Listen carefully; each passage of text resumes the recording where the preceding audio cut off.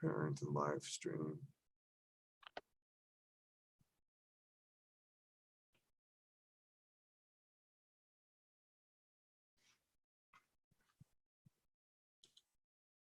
Okay, we're being live streamed.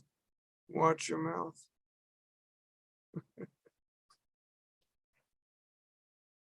Or what you put on the screen.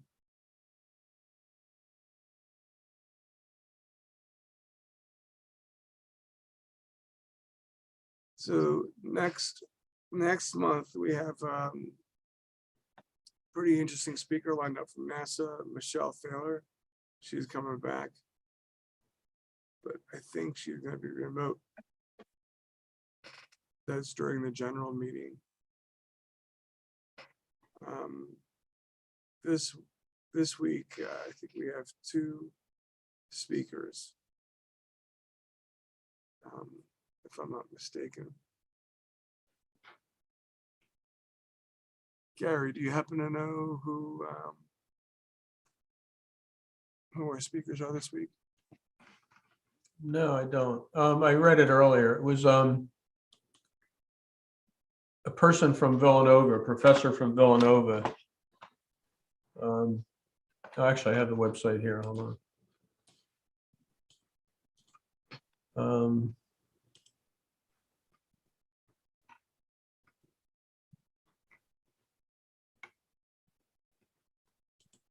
Come on.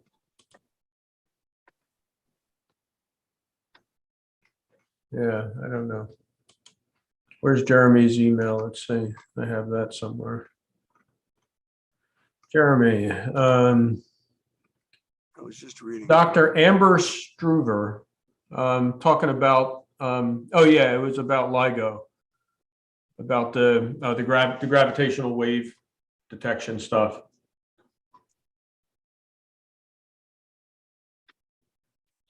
You mean those 2 satellites that travel in tandem? No, it's the thing buried in the ground, I think, LIGO, right? It's the thing that detects the gravitational waves. It's like this perpendicular thing in the ground that's, many miles long or whatever, if I remember correctly. Oh, I'm looking forward to seeing that because I don't know anything about it. Is that what it is?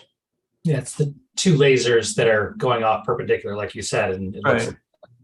if they're in or out of interference, that determines if there's a gravitational wave coming through. But it's super sensitive, and like you said, it's hundreds, many miles long, right? Yeah. Wow. Yeah. I know that there's 2 satellites that travel in tandem, one behind the other, that check the gravity around the planet. And I've actually spotted them before overhead. Cool. Pretty easy to spot since they're consecutive. But now that you have the, actually I shouldn't say they're pretty easy. Now that you have the Elon Musk's satellites, you see a lot of them that are in a row.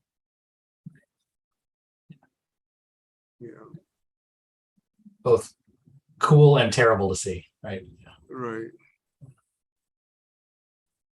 Well, is there anything anyone wanted to discuss? Any specific problem you've been having? Any issue? I have a question. All right, let's hear your question. All right, as I mentioned earlier, I'm shooting the comet right now. Okay. Okay, I'm doing 15-second images. And what I tried to do was lock my guide camera on the comet itself so that it would track the comet instead of the star field. Okay. And the problem is I'm using, ASI Air Pro, and the guide star being the comet, it's good for maybe about a minute or so, and then it automatically shifts to another guide star. And I was wondering if there's a way around that, where you can lock in on something without the program overriding it.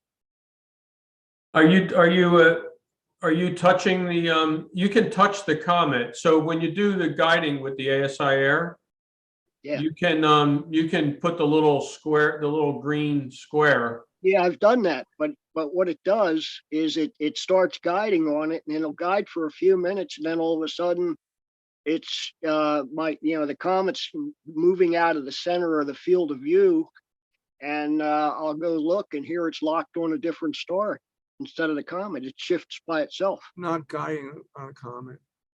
And Did see, you, the thing is, I was trying to guide on the comet so that I could wind up with two images, one with the stars and one without, and then put them together.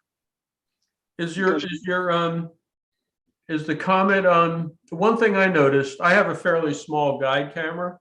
It's only like a 1.2 megapixel little, monochrome guide camera. I'm using the And 290.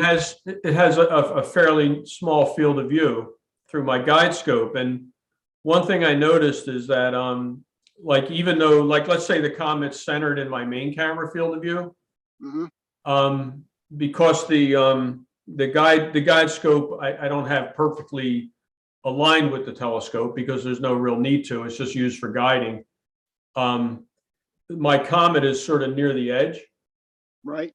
if my other one's in the center with the narrow field of view. And sometimes the only time I lost it, I was doing the same thing you did, and it held it for, at least an hour. The only time I lost it a couple times was when some clouds moved in and it lost altogether. And then it would start tracking on stars.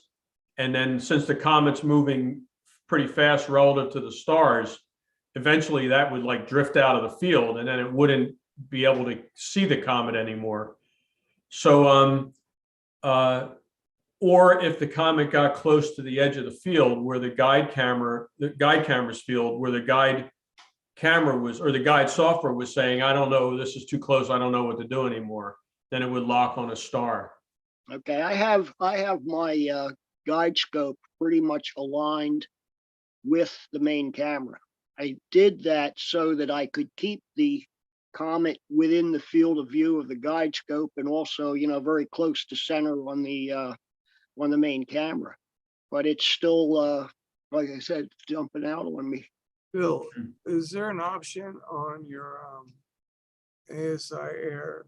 I know there is on PhD too, to guide on the comet if on the drop-down menu. No, No, ASI Air has limited options. no, it's not in the air. It's basically, there's a section in the air software that you use for like running the whole show off your tablet or whatever.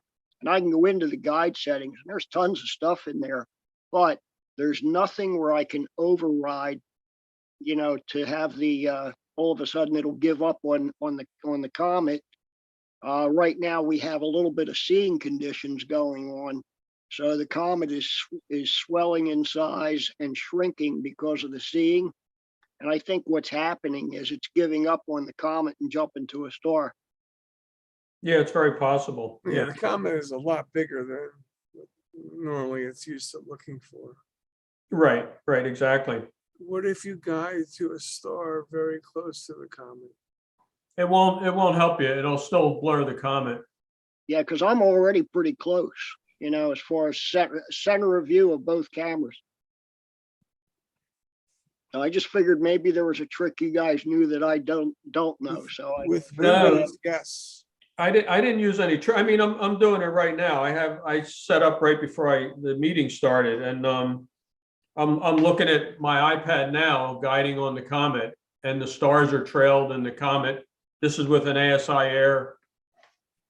So it might just be the particulars, like if your comet is, depending on your guide scope focal length and all that, and your image scale for your guide scope, it might just be too big.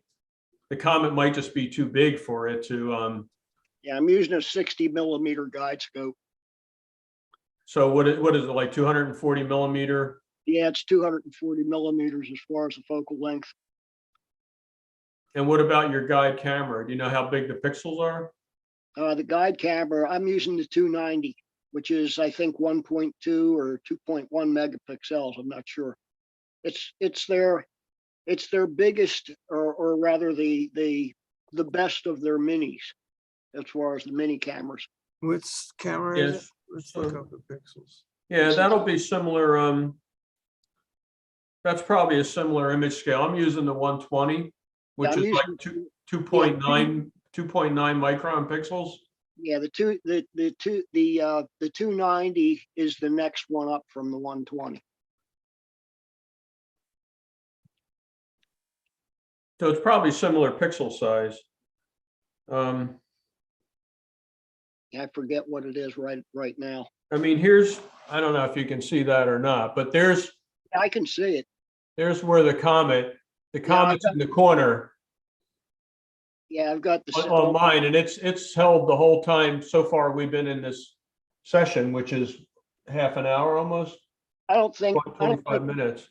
I don't think my tablet's camera is turned on, so I can't show you anything, and I don't want to take a chance on losing the meeting trying to screw around getting the camera in. I'll do that, sometime before the next workshop. Yeah, I mean, it's really fuzzy, if I look at the little diagram with the guide star, it's like almost six pixels, I guess, or something like that, where they're normally 2 or 3. But Yeah, it's still holding it because it has a well-defined peak. I don't know if you can see the peak trying to get the glare out. Yeah. Oh, that fuzzy thing is getting confused. Bill, which camera Closer do to you me. have? What's that? I have the 290 mini as my guide camera. The 290 mini. All right, let's Is see. is there a setting in ASI Air like PhD where it has multi-star tracking? Yes. It Yeah, does it automatically, typically, if you do. Could you uncheck that? And he could just be on the comet I don't think there's specific setting for it. It just, automatic. it defaults to that multi-star guiding unless you touch a star or touch the comet. I Yeah, understand. I Okay. just All I right. just I just reacquired the comet again because it went to the star next to it.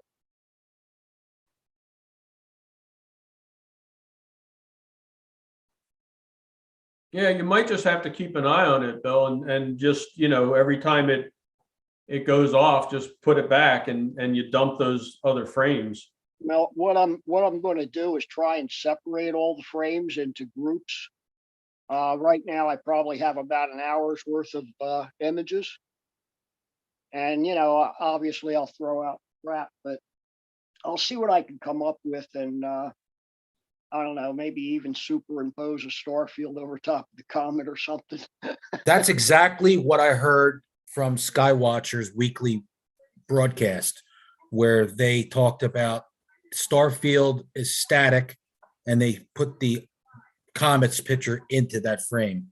Yeah, that's what I planned on doing from the get-go, but I just don't know how much I'm going to have to work with. Now, I ran a live stack on it first, just to see what I was coming up with, and it only took about 10 or 15 minutes to develop a pretty long streak of the comet itself. Multiple images next to each other. So then I went to auto run and I set it up for 15-second images, and I just threw 200 images in I got 129 now, so I should have enough.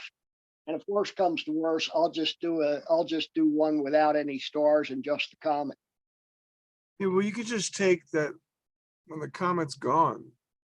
Just take a whole bunch of images of that area. Yeah, No one's gonna know the difference. Your pixel size is 2.9 microns. Yeah, makes sense. If you have the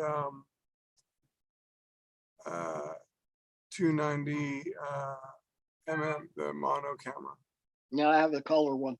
Oh, yeah, the Oh, color. wait a minute, no, the mini No. isn't. Mini is mono. I'm sorry. The minis are mono. Yeah, Yeah, you don't want to use color on a guide camera if you can help. No. 2.9 microns is your pixel size. I mean, this gives you an idea. I just zoomed in with, pinching the screen. But I don't know, that's the comet in the center, but look, that's a 2-minute exposure. If you can see the stars, how much the stars are trailing in 2 minutes. yeah. That's Yeah. how fast that thing's moving. That thing is moving real fast because I have to recenter it on my tablet screen about once every 15 minutes.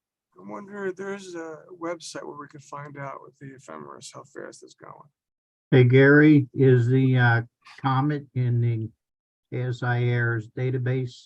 Yeah, How Yeah, did you get up? It is? Okay. it is. Yeah, it's in the database.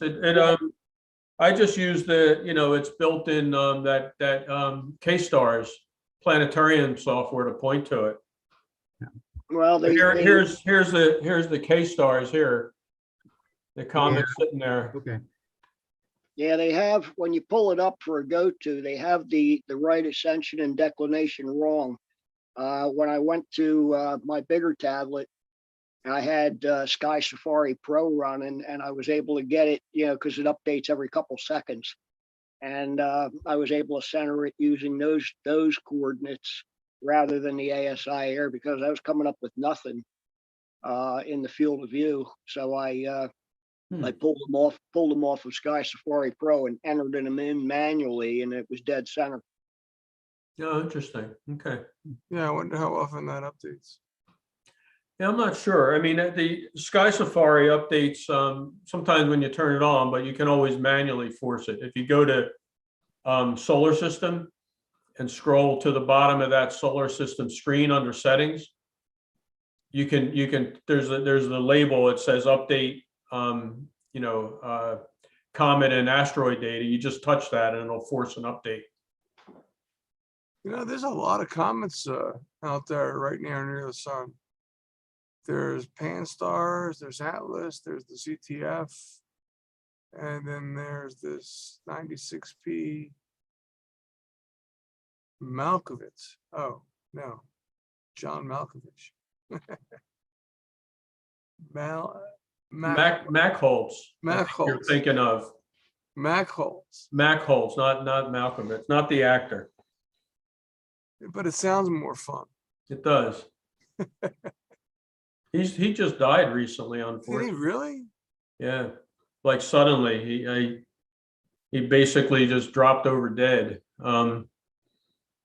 We got to meet him. He gave a talk at the I think it was the Cherry Spring Star party that Ash holds, and he was out observing with us. He walked the field that night. Him and Al Nagler were around, and they came. John, which guy? The guy that made this? Machholz. Machholz. Yeah, there was just an obituary about him recently. And he just gave like presentations and stuff. He was in good health. And he, Sucks. I don't know if it was a heart condition or, some kind of aneurysm or something, but it was a sudden death situation. And I remember him being, you talk about somebody who knows the night sky. It was uncanny how good he was when he came up to your telescope. I mean, he looked through my telescope and, I'm fumbling around and he's like, oh, you can, and he just knew it, just knew. I mean, obviously he's a comet hunter, right? So he's spending thousands of hours looking at the sky. So he knows star fields so well that he can tell if something's out of place. Wow. And, without referencing too much. So, I don't think that one's going to come. Look at that. An airplane just went through the field. I think I might dump that frame. Yeah, I had a satellite go through one of mine. Let's see if the guide camera picked up the airplane. I don't know where it's pointing right now.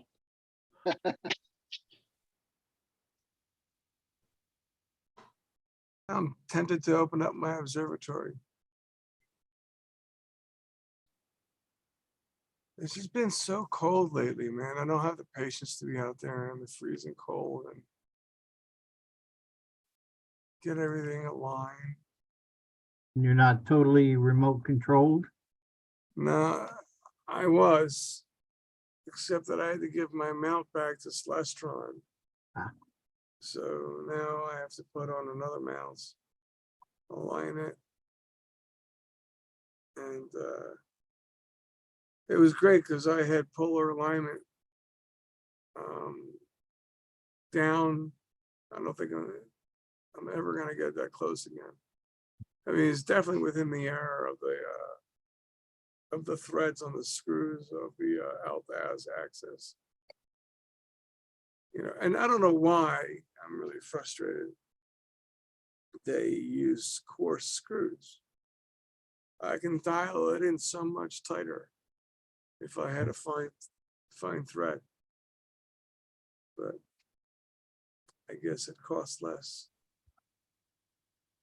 to get I don't that. think it's that much cost. I think it's more just people would get probably frustrated if they were out a little bit, you know, so.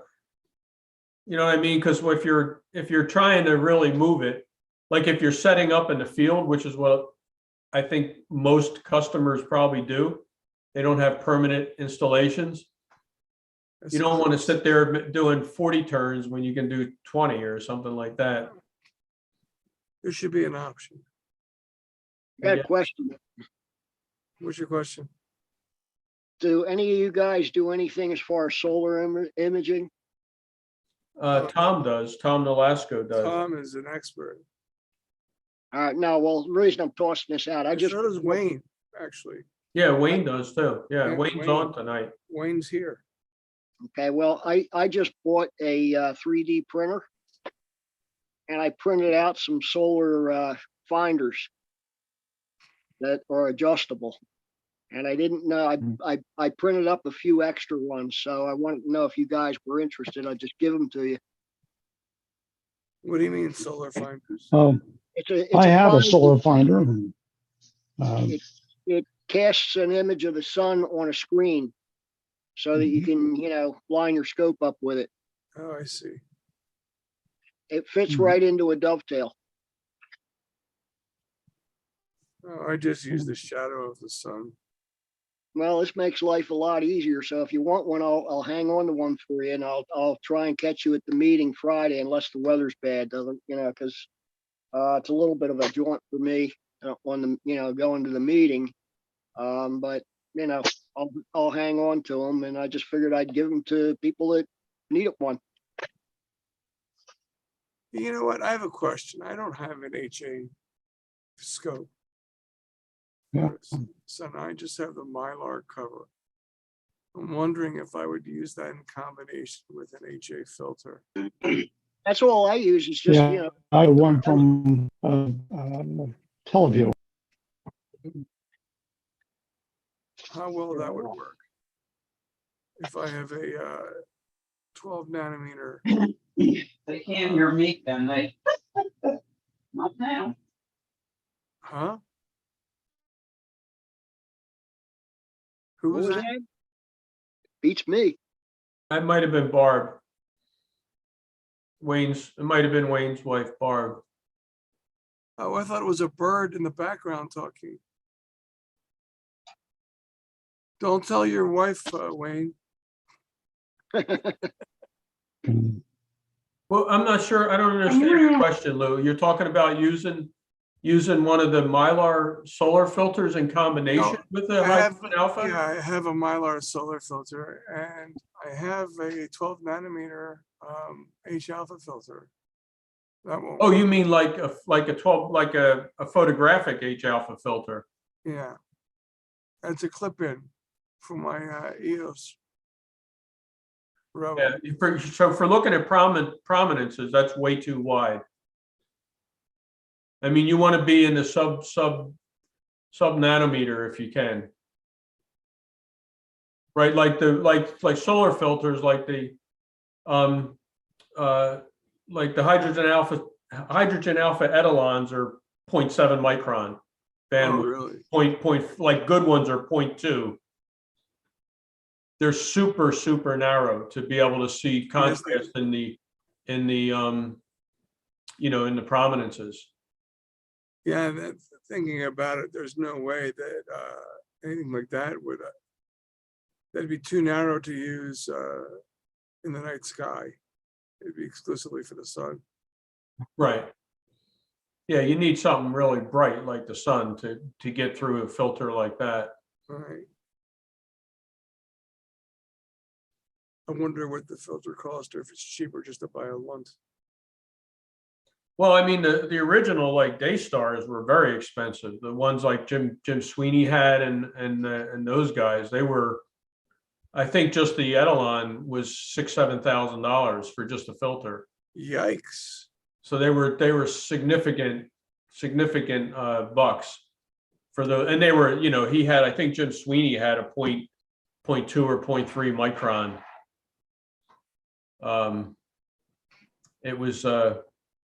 It was really good, really high contrast, really sharp detail in the prominences. He was also using it through a 6-inch astrophysics refractor. So, you know, the scope, the OTA was probably 12 grand or Right. 9 grand. So it was a significant setup to Yeah, put, to say the least.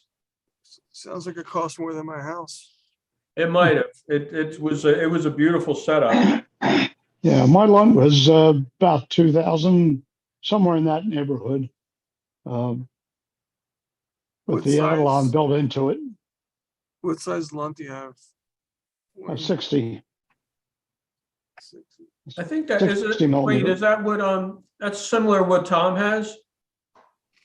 Yes, You know? yes, I think he has the same model. They do a great Although he gets better results than I usually do, but that's skill.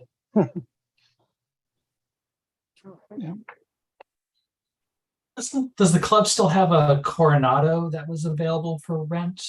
Like the, I think so. I think it was in the newsletter. yeah. And So a that might be PST something- or something. Yeah, yeah. So for comparison, that might be something that people want to just get a feel for it. Yeah, I think Coronado, it was was it? Coronado. I think it was, they used to have a PST, but I think they have that one that Joe just cleaned up recently. Oh. Oh, Uh, better one. Did he ever get that one back that was, that he rented out? I don't know. Let's see. So the newsletter, I think that's at the end. Yeah. Oh, yeah. It's a Daystar 60 millimeter solar scope. That's what's in the rental pool. That's great. Yeah. With the tripod. Yeah, that's a significant solar scope. Okay. They'll borrow it.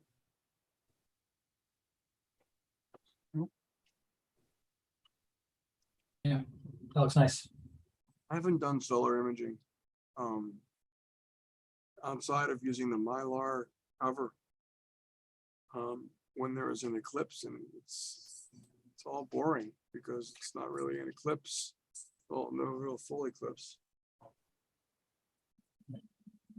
Oh, there's been a lot of sunspot activity lately, which is good for, you know, if you're using, even if you used your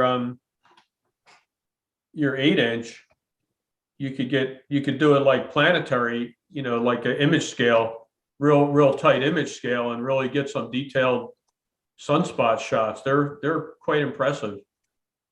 I've seen some nice stuff with, you know, with white light solar showing even granularity on the surface and stuff like that.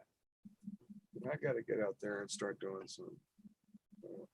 One thing I did years ago, I haven't when I had my 10-inch Meade SCT, I made an off-axis Mylar filter. You know, basically just put a disc, a foam core disc over the whole corrector and cut a hole that was clear aperture.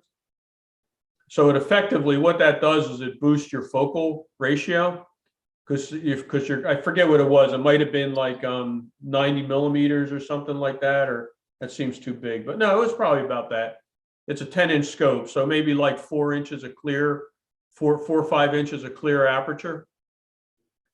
So instead of a 10-inch, it winds up like an f10. It winds up being like an f40 or something like that, and you don't have any obstruction, any central obstruction, to cause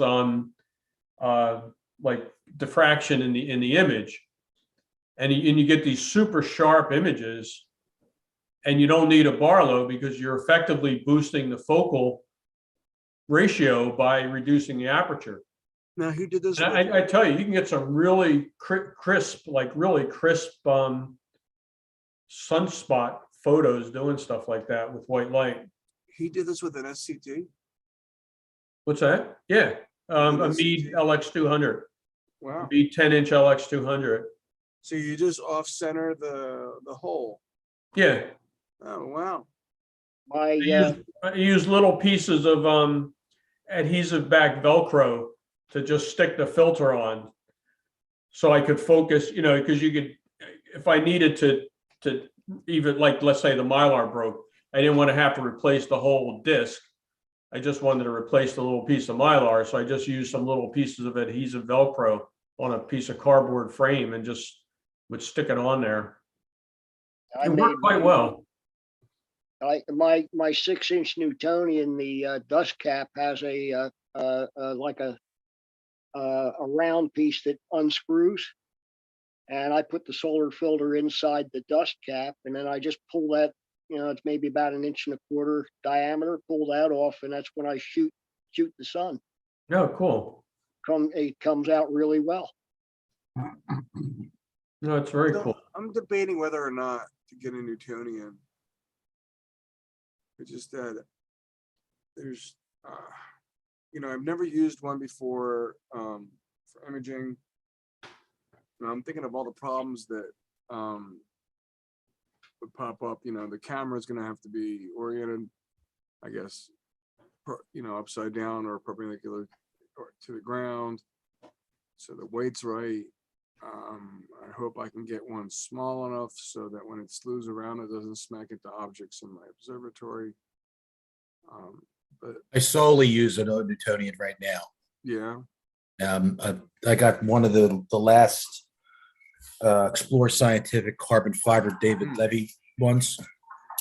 I was They- looking before at they- carbon fiber ones, right? It's, I think it's stunning. I just love the look at it. It's a sexy scope. And I run that, like you said, upside down, and I love the way it looks. How fast is it? runs. I think it's f4.7, maybe something like that. Wow. I'm used to F7. Well, yeah, you'll get a little bit out of that, and it's like I said, it's got the corrector already built into the front plate, so you won't have to get a. Oh, really? Yeah, it's a Mac. It's a Mac new. Oh, it's a mat. Yeah, see, that's what I like.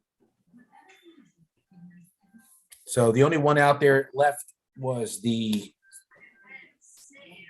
190 from Skywatcher.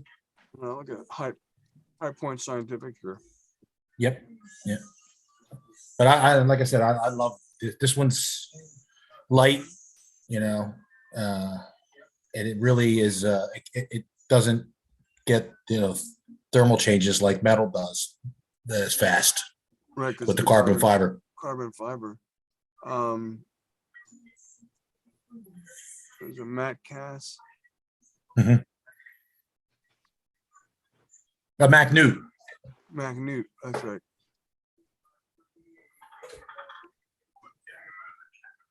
Do you have any issues with that? Is it specifically set up for imaging? Yeah. Okay, so it has a big enough secondary, because I know the visual Mac Newts, I've used those for astrophotography, and the secondaries are always a little undersized, because for visual you don't need as large a secondary as you do for photography. Mm-hmm. And I know that the ones that they came out with for like there was a 7-inch that was used specifically for, it was a 7 and a 9, I think, that were used a lot for photography. They used larger secondaries to overcome that. Okay. There was ones that were smaller secondaries made in Russia. Yeah, that's what I have. One of the These- Intest Micro. Yeah, I thought that they had, because I believe it was Orion copied one, or they basically painted their scheme on it. And Right. it was like a 6 or 7-inch, maybe. It was a 7-inch. And I was trying to find one for the longest time, and the ones I found were kind of beat up. And then I found the Explore Scientific in carbon fiber, and I said, well, I'll go that route. Yeah. And that's the irony is it's a comment on it. It says because I guess it was David Levy's way of they worked out some kind of a deal where they worked out for his kind of scope. There's like a movie or video on it on their site. So, and that's what I'm going to try to shoot. Unfortunately, the weather is, like Lou said, it's going to get bitterly cold. Check out the link I just posted. Yeah, they're great. They're great scopes. I still have my 6-inch. I use that visually mostly, and I tell you, they're just incredibly sharp optics and really high contrast. Yeah, I'm still looking. Maybe like one day I might get, the 7 or 8. Well, Ryan has one here, the 7.5, 5.3. No. Yeah, they have it. They had discontinued for a while. You couldn't get them. Yeah, I just posted the link. Dual Yeah, speed.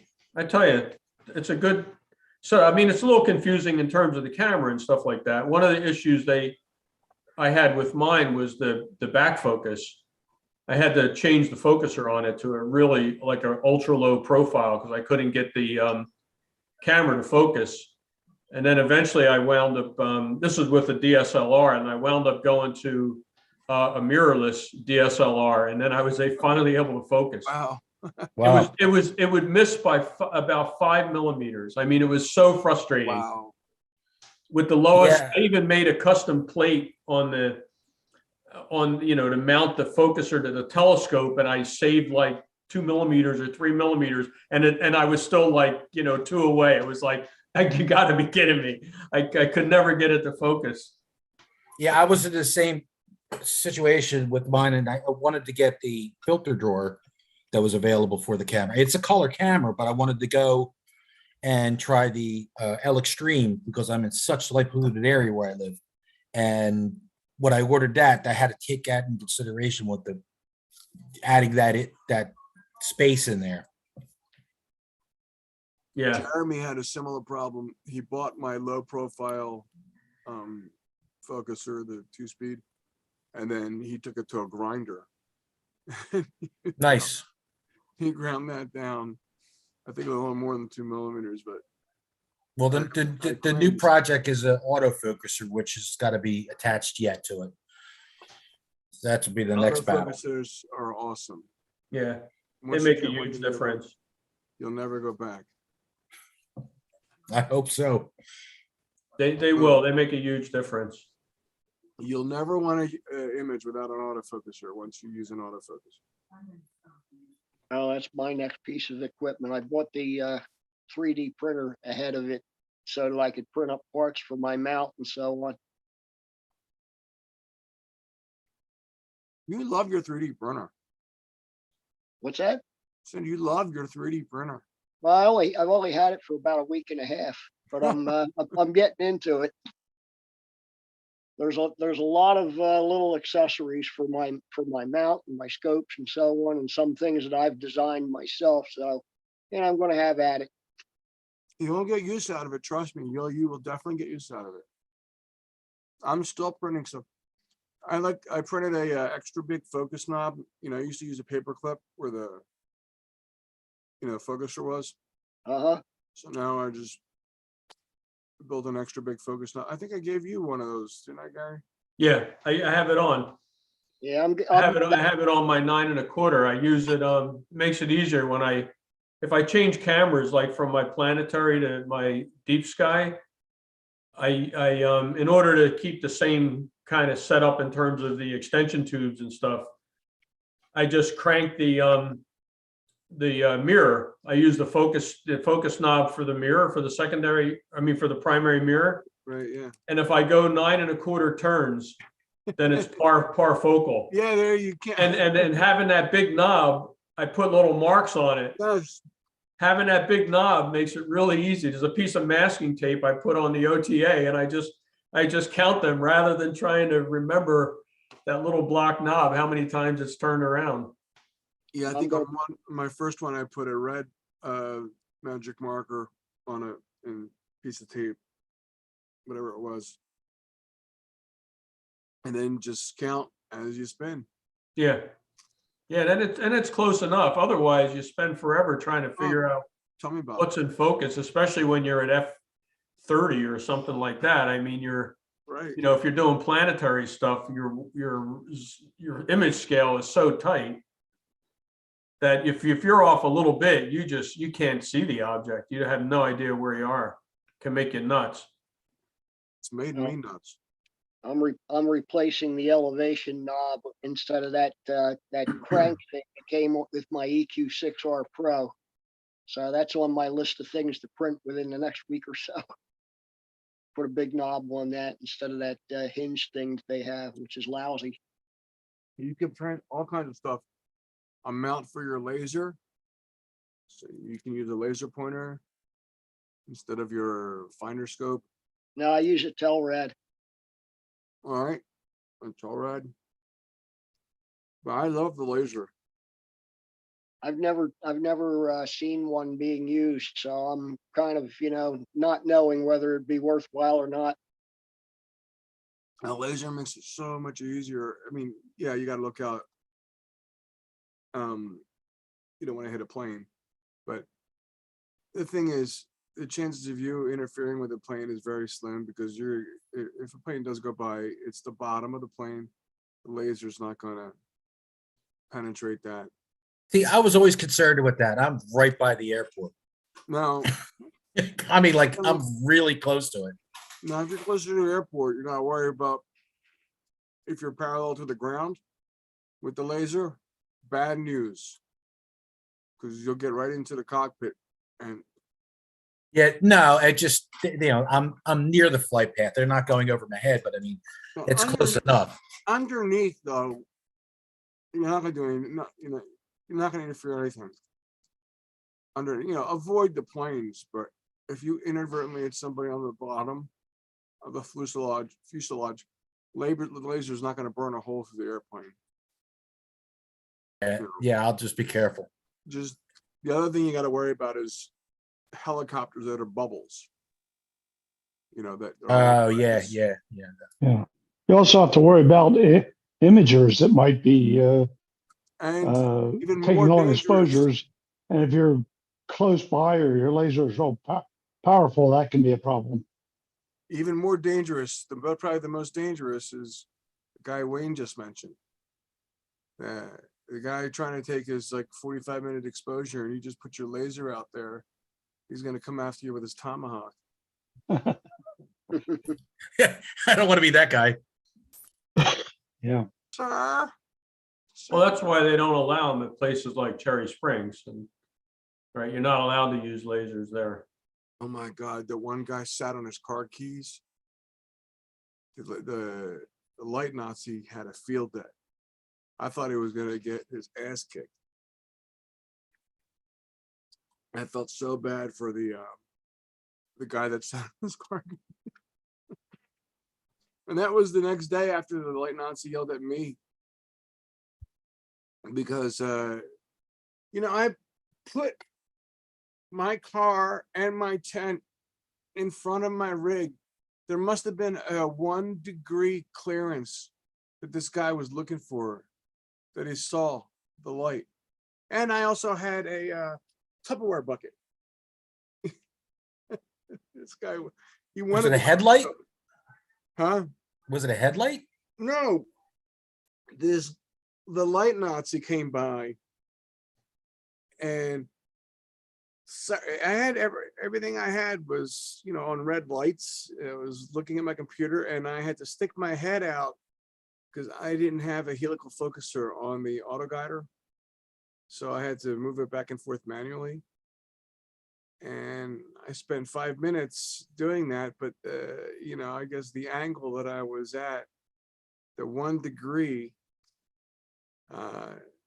interfered with the light Nazi's view, because he was staring at my setup.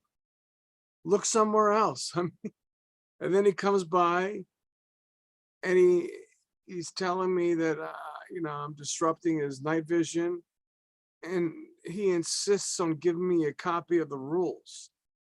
And then right then and there, I should have turned the flashlight on to read the rules. I don't want to cause any more trouble. So you met an Astro Karen. The next day, some poor guy, a couple rows behind me, sat on his car keys. And, you know, the lights went off, his car horn. And then I hear the light Nazi sidling up to him. Sir, you know, you're not supposed to have your lights on. Here's a copy of the, and then this guy, I swear he was ready to throw punches.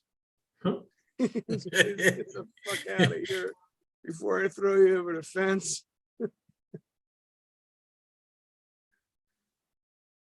Yeah, you got to be careful, man. That's astronomers, man. Pretty tough.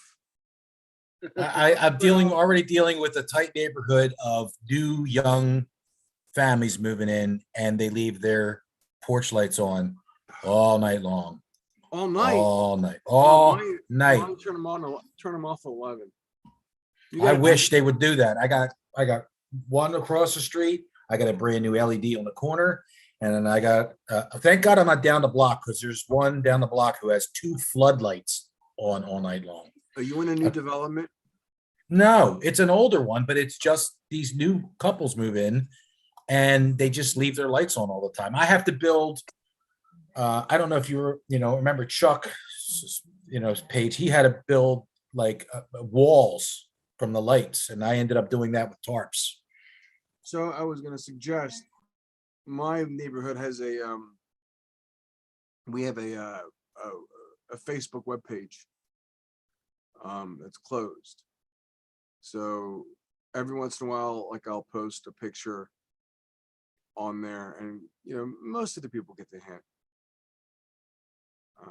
But it comes in handy if you can communicate that way. Yeah, I can mention it. We have one. But if you post some stuff, and people will go, ooh, you'll get a little bit of respect, maybe. Hopefully. Good point. I wanted to pick your guys' brain for a sec. I just got started with all this less than 2 months ago. I'm a computer geek, but so this kind of seems to be a fun hobby. And I just got a ZWO AZI camera. It's a planetary imager that's not cooled, and a new laptop. And I was trying to run SharpCat to do EAA type stuff. But I'm having an issue with the camera constantly disconnecting. The USB is like boo-doo, boo-doo. Which camera is it? It's I can put it in the chat. The ZWO AZI 585 MC. The 585. Oh, 585, okay. Yeah, it's like one of the bigger of the uncooled Yeah, I have the planetary 485, the earlier version. predecessor. Yeah. And I use this, I dragged everything out for the first time. I have an untracked Orion XT8 Dob, and I was just trying to do some stacking, for a few seconds at a time, just to get my feet wet. That's good. Before I spend a bunch of money. My gosh, this hobby is expensive. You're doing the right thing. Did you have a long cable? It's the one that came with it, and it's probably like 6 feet, maybe longer. That's But okay. You're going directly into that. You're not plugging into an extension. no extension, no hub. I went straight into the laptop. It's a new laptop. And driver-wise, you have latest drivers from ASI? Good call. I installed the latest drivers from like January, and it's a SharpCat 4, and it was beeping on and off before I even started SharpCat. So my hope is it's in the cable. You shouldn't have to do this. Sounds like it's either a cable or a port. But this does a fantastic job cleaning off corrosive cables. But I mean, you just bought this. Right, brand new. I just opened it up first Did you time. try a different USB cable? It's on my list. I can get there's USB 3.0 Gen 2 or 3.1 Gen 2. The USB standards are a mess.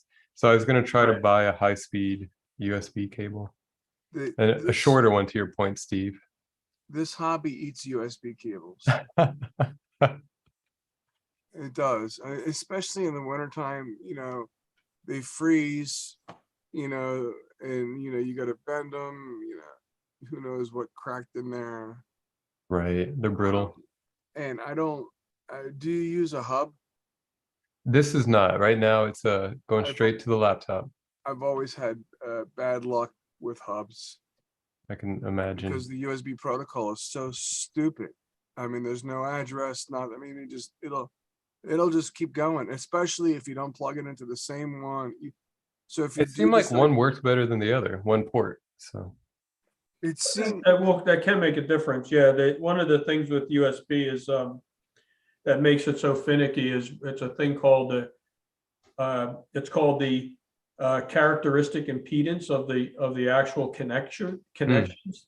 yeah, And that's the faster, the higher the speed, the port, the more finicky that characteristic impedance can be. yeah, And it really doesn't take much to drop data with USB because of internal reflections on the cable and stuff like that. yeah. So it can be port dependent, and I have seen problems with cables. I mean, what you guys are mentioning as far as the hubs is a definite thing to be concerned about. But since you're not using a hub, that's, you know, obviously not that. Hmm. I'll pray it's the cable and not the computer. So that's cheaper This to replace. What's that called? That cleaner? the Oxid. The Oxid. This is Okay. $25 for this. That stuff rolls. Okay. It lasts forever though. Yeah. It used to be called in the old days, in the old audio engineering days, it used to be called Cramelin, and then it got purchased, but it's the same formula. That stuff was like gold. It was, people just, you know, swore by it. It was just such a great, deoxidation kind of Funny. thing for audio connections. Growing up, I used my dad's Aqua Belva on a Q-tip Aqua to clean gold on computers. So Oh, okay. They make a specific one for gold tips. You know, that's funny. I'm an electrical engineer, so I thought this funny. Yeah, same here. Oh, nice. you know what else works? Gasoline. Oh yeah. My family's clean stuff in gas. My brother, I'd go in the basement and find stuff in a tub Oh of my gas. God. Oh my God. You know, it's crazy. My dad's go-to was, it drove me nuts. You know, I'll just put some gasoline on it. It'll be fine. Look, no, Dad. You should have seen barbecues at our house.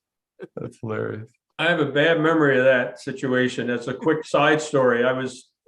My mom's car was having trouble, so my dad and I decided we're going to work on it. So the hood's up, my dad's inside the engine compartment with a coffee can, an old Maxwell coffee can with some gas in the bottom, and he's cleaning some parts, and every once in a while, you know, Gary, rev the engine, and I'm looking through the crack in the hood, you know, the hood's up and I'm inside, so I'm looking through the crack to see when he's asking me to do stuff, and all of a sudden I hear this noise, and then my dad's screaming. The gas can caught the battery terminal. Oh no. And lit the gas on fire. He threw the can and it went all up his arm. Oh man. So my dad's on fire at this point. I'm in the car. I jump out of the car, and he had his he was a contractor, and I remembered he had a fire extinguisher in the back of his van, in the back corner of the back door. So I run in to the van, and I, rip out the thing, and I'm putting my dad out with a fire extinguisher. The car's on fire at this point, but it was more important, my dad was on fire. I mean, we had to go to the hospital. He had burns up his arm and shit. But I tell you, from that day on, I have never used gas. I swore by using gas to clean things, and I never used it from that day on. And I don't think he did either. Lesson learned. No, I was probably like 16 years old, and like my dad's on fire. Okay, this is not a good day. No. Good teaching day. Yeah, It was a definite teaching moment. Yeah, one I will never my forget. mom hated it. It's like, you know, we'd go to the grocery store and she put the lighter fluid in the shopping cart. You don't need that. My dad would pick it up, put it back on the shelf. We got gasoline. Yeah, it works well, but it's nasty stuff. You guys are making the Aqua Velva sound good. Yeah, exactly. Possible. It even smells good. Yeah. Yeah. Well, anyway, I mean, you shouldn't need this deoxit shit, but Right. I'll try a shorter high-speed cable and Yeah, then go start with that. That's $10. I can do that. yeah. especially if you're, Steve, I want to mention to you that the images you had in the newsletter were great. Oh, thank you. The Pac-Man and the Oh, yeah. the little monkey head one. Well, I'm getting better slowly. Been a steep hill, but I'm starting to get a few that, I'm happy with. So thank you though.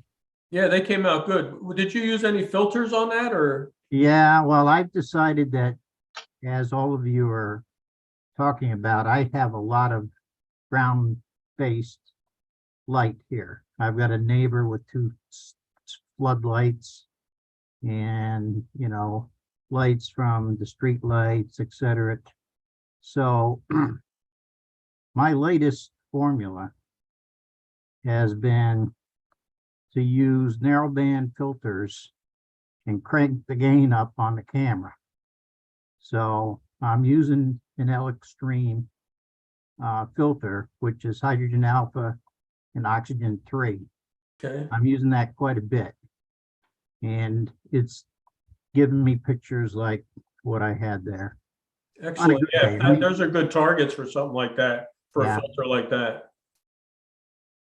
So also for non-emission, the L Pro I've been using, that's been pretty good too. I just got the L Enhance, the one in the middle, I think. Yeah, yeah. Well, Yeah, the the L L Pro Pro's is the next broadband. Yeah. The L Enhance is still, I think that's narrowband, right? It's like, yeah, and then the Extreme is the next, even more narrow. Right. Are you guys getting any halos with those with bright stars, or have you avoided bright stars? I have not. Probably. I don't have enough experience to know s- yet. I saw That's- something about it. Then they Yeah. apparently re-released a new version that doesn't do that. It was only on the Pro, I think. Well, the Extreme had it too. That's what I mean. Yeah. Yeah, it was on, and it was less so on the on the Pro, but I think it still could have it on bright stars. The reason why I mention it is when I was in the market for one of those filters about 3-4 months ago, I wound up I was leaning heavily towards probably the Pro, and I was thinking about the Enhance, and I was doing some research, and UTech, which makes they put out the filters, they're branded IDAS. If you're familiar with those, Yes. they use a certain polishing technique that and their ion deposition eliminates any halos. So they have one called the N, like N as in Nancy, B as in Bill, Z as in zebra, which is equivalent to like the Pro. And that one, it's about the same price. They're all about the same price. Has like 0 halos, and I've tested it against really bright stars. So it's something to keep in mind if you're in terms of being another option out there. Right. Because they just don't do anything they don't have any kind of effect with halos because of the processing that they're doing.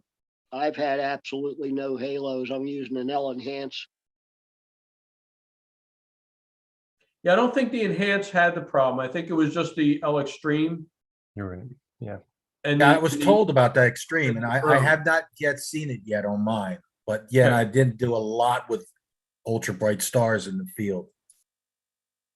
Okay, good. And then maybe it's just a batch related thing or something too. Who knows? Yeah, I saw a website selling, and they were like, the new version of the L Extreme is exactly the same, but fixes the halo. Okay, So it perfect. seems like that was an issue they've corrected. That's my impression. So you saw that recently, John? Yeah, Yeah. Okay.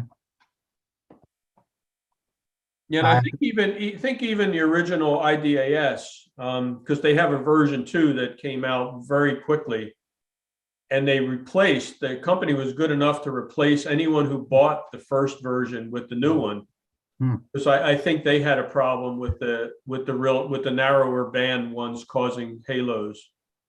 I'll have to look into that. It's a really good PDF where I forget the guy's name. He like goes over all the IDAS filters and like shows how the wavelengths and their performance. It's a pretty fascinating read. Do you know where it was from, or? Might be, I'll YouTube? find the link. I Was saw it it on on Cloudy YouTube? Nights somewhere. I'm just totally a lurker. This is like the first thing I've participated in. So Optolong's got a new one out called an Ultimate. I have not heard anything about that. Have you guys? I know I Nico, just read about it. Yeah, that was the only thing. I haven't seen anything further than just their initial. There was an initial article about it, and they were talking about it. It's real narrow. I know Maybe Nico, It's 2 nanometers or something. three, Wow. maybe something Three? like that. Yeah. Yeah, it was really narrow.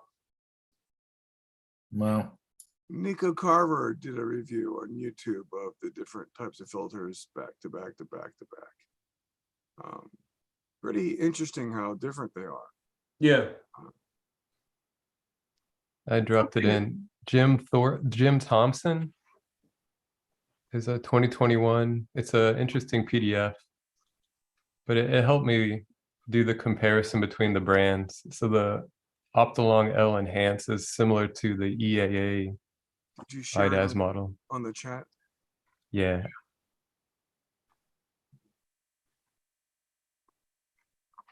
Oh, here we go. I can give you the original Cloudy Nights link. No, they're right. It's right there. Yeah.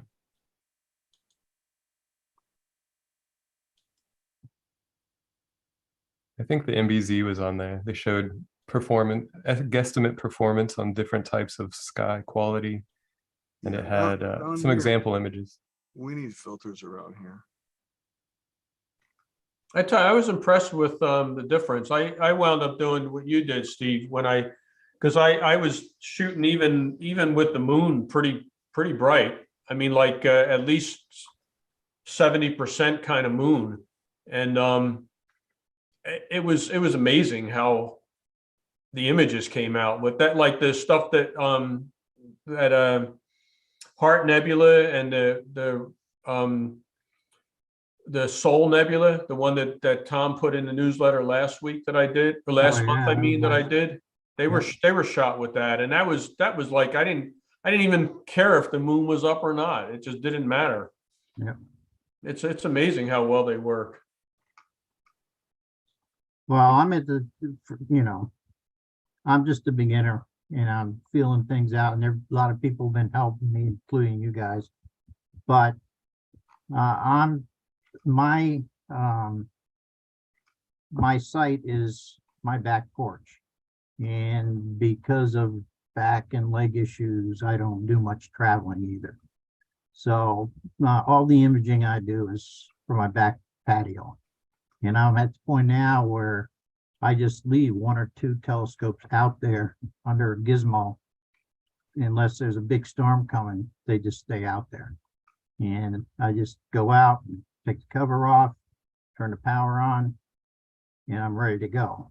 But the point being is I can't get to dark sites. So I found that these narrow band filters, just in my opinion, are the greatest thing since peanut butter. They just cut right through Yeah. all of the crap in the sky. You it's the just, next best thing. but you have to crank up your game. And of course, you're losing perhaps other details because you're doing that. Right. For me, I don't care. I'm getting something. Yeah. Yeah, I agree. I think they're a game changer from that perspective.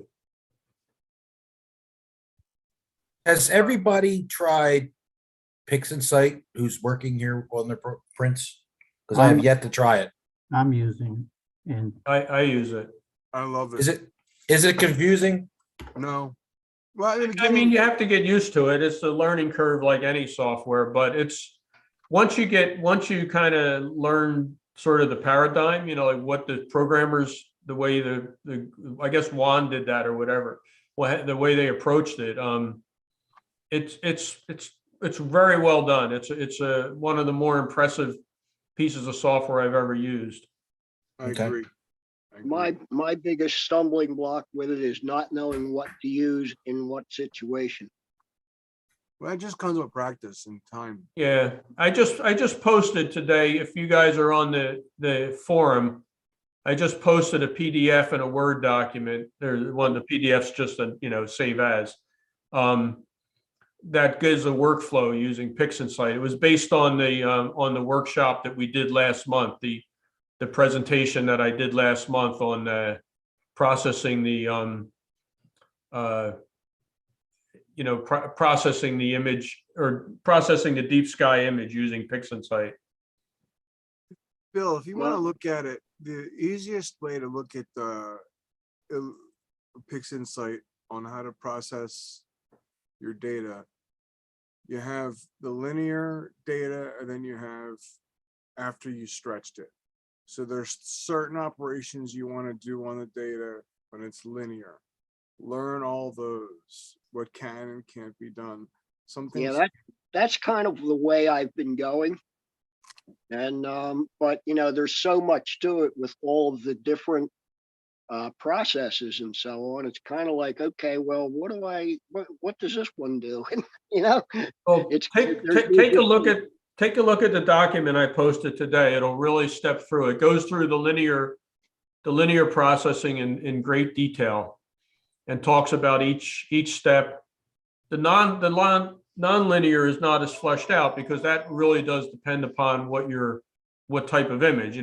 Galaxy processing is different than planetary nebula, is different than faint diffuse nebula. And last month I missed it, but I did the live stream. I watched, or rather, I did the The YouTube video. YouTube version about 4 or 5 times. I've watched it, and I've worked with an image while I was watching it, and it was quite helpful. Is that and why I we did- have like 7,000 views on the YouTube? Yeah, well, I did check in several times over the past month though to see if Gary had posted that yet, and I didn't see it, so I just figured, well, I'm gonna wait until he gets around to it. Yeah, I posted it today, and sorry for the delay, but I No, it's all wound up right. having to do it over 4 different sessions because it's always like, for me, it was fine because I knew what the content was, but I thought for just general distribution, it should be fleshed out. It should be cleaner. So I kept winding up thinking it was done, and I look at it, that could be a little confusing. Let me add a little detail here. And I know Scott had used it. Scott Vandeman had used it because I had emailed it to him a couple months ago, like three months ago or so. And then he said, well, you really have to load StarNet, and you really have to load, and I did, you like for the for the spectrophotometric color calibration, you need the Gaia databases and stuff. So, I just figure if you're going to use that tool, you're going to look up YouTube or something, or look up some website that tells you how to do that. So I put links in for that. When I finished it up today, I put links in and stuff like that, just to make it easier for people.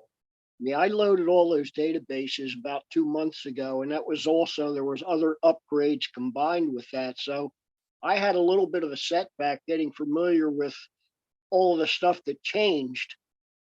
Step back one in order to move forward two. Yeah. So I got past that, and I do have a basic workflow of, let's say, 6 or 7 processes that get me pretty far along. And it's now at the point where, going to the stretched image and working with that. So I've got, let's say, the first half of the workflow done. It's committed to memory pretty much. Excellent. So the linear part you got. And they have a new linear tool, Bill. I'm not sure if you got it yet or got a chance to try it, but it's called Blur Exterminator. Yeah, Have I'm you aware of downloaded it. it? No, I haven't.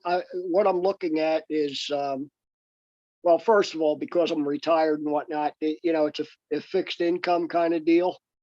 So I'm Right. looking at where I spend what, Well, and it's a I'm free looking trial at, for a month. yeah, well, I was thinking I would get noise exterminator first. And I then tell that way, you, I don't know about that one at yeah, all. you might want to look at that easy processing. Because they're easy I- denoise. As I part have- of that, it's I have- free, works I quite have- well. I have all of those loaded into PixInsight. Yeah, they're free though. You have to, but the blur exterminator, you could use that and then use the noise without having to pay anything extra. I think you're gonna get much more bang for your buck with the blur exterminator. It is absolutely amazing what that does. Okay, see, I was looking at it with everybody swearing by noise exterminator, getting that first, and then you get a discount off of the blur exterminator. I Because don't you've know al- anything. I can't speak intelligently on noise exterminator. I just know that I use the suite. If anybody else can, I'm using the in. easy. I'm using the easy denoise right now. yeah. So That I, works great. I have the Oh, sorry. noise exterminator. And one of the things I'm using it for is to take some of my old images from last year, bring them into PixInsight and getting rid of the noise that was in them. Yeah, well, see, I've got a ton of images that I took with my first camera, which is the 385 MC. And of course, it's not cooled, so I did a lot of imaging last summer, and I guess starting in the fall before, the year before, is when I first got the camera. Well, now I'm using the 533, which is cooled, and there's no comparison between the two.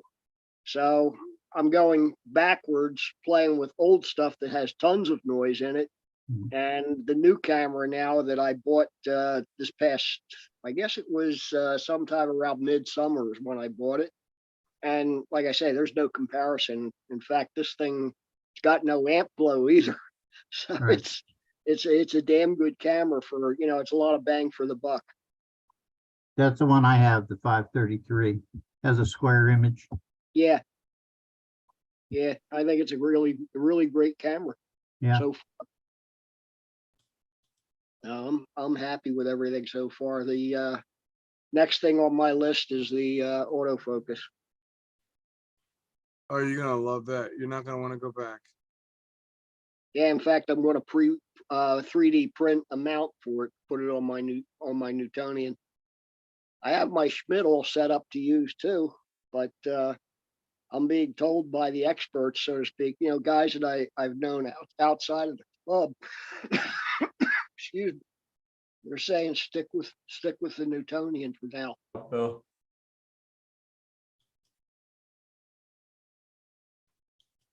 Yeah, one of the problems I had with using the SCT was too narrow of a field of view. It was making plate solving difficult, with the older camera. But now with this newer camera, I have no issues at all with plate solving. I was gonna see if I Cool. can give you an Hey, example, Bill. Hey, Bill, sorry for the interruption, but just one quick thing. I just thought of something. You were talking about losing the guiding on the comma. Yeah, Did you turn dithering off? Because if it's dithering, I have dithering on. yeah, turn that off, because every time it dithers, it's gonna move the scope, and then it's gonna try to find where it was before, and it's gonna pick a star probably. All right, well, I'm going to do that right now. Turn off dithering. I Didn't even think about it just popped into my head what might be your problem. Good Okay. thinking, Gary. Now That's try to probably remember. it. Yeah, I mean, because I'm just thinking back. I was the first time I did it, 2 weeks ago in the middle of January when I imaged the comet. I didn't turn dithering off, and I was having tracking problems. I was thinking it was the clouds, and I thought, why am I dithering? Because I'm tracking, the background's changing anyway. I'm tracking the comet, so why am I dithering? Right. All right, well, I thank you for that because I didn't even think of that. And John, thanks for this PDF. This is really excellent. It's an amazing amount of information, amazing detail. Yeah, I like how it's written. Adam found it too. Thanks, Adam. Oh, Adam found it. Oh, thanks. We Adam. all got it. I'm catching up on the chat. Oh, I see. That is Adam. Oh, and John. I see. Yeah, they both. We Well, got thank you both of covered. you. Yeah, I think John found the more definitive version, but yeah, there's a lot there. Like you said, there's Yeah, it a helped great me resource. do comparisons between the models to see the spectrum analysis. So it's fine. That's- Yeah, because it was hard to. I mean, UTEC had the graphs and they had blow-ups of the graphs. You know, just the pass bands. But you had to go in and draw the lines in it. They didn't really list in the specs the actual like the full width half maximum kind of band pass. Mhm. It's an amazing thing John found because you have the spectra and then you have the, as you said, the qualitative comparisons of what the It's images nice would to look see a like. picture. I don't know. Yeah. Yeah, yeah. Yeah, yeah, definitely. Very cool. I'm trying to find a picture to run Do it. through the blur exterminator to show an example here.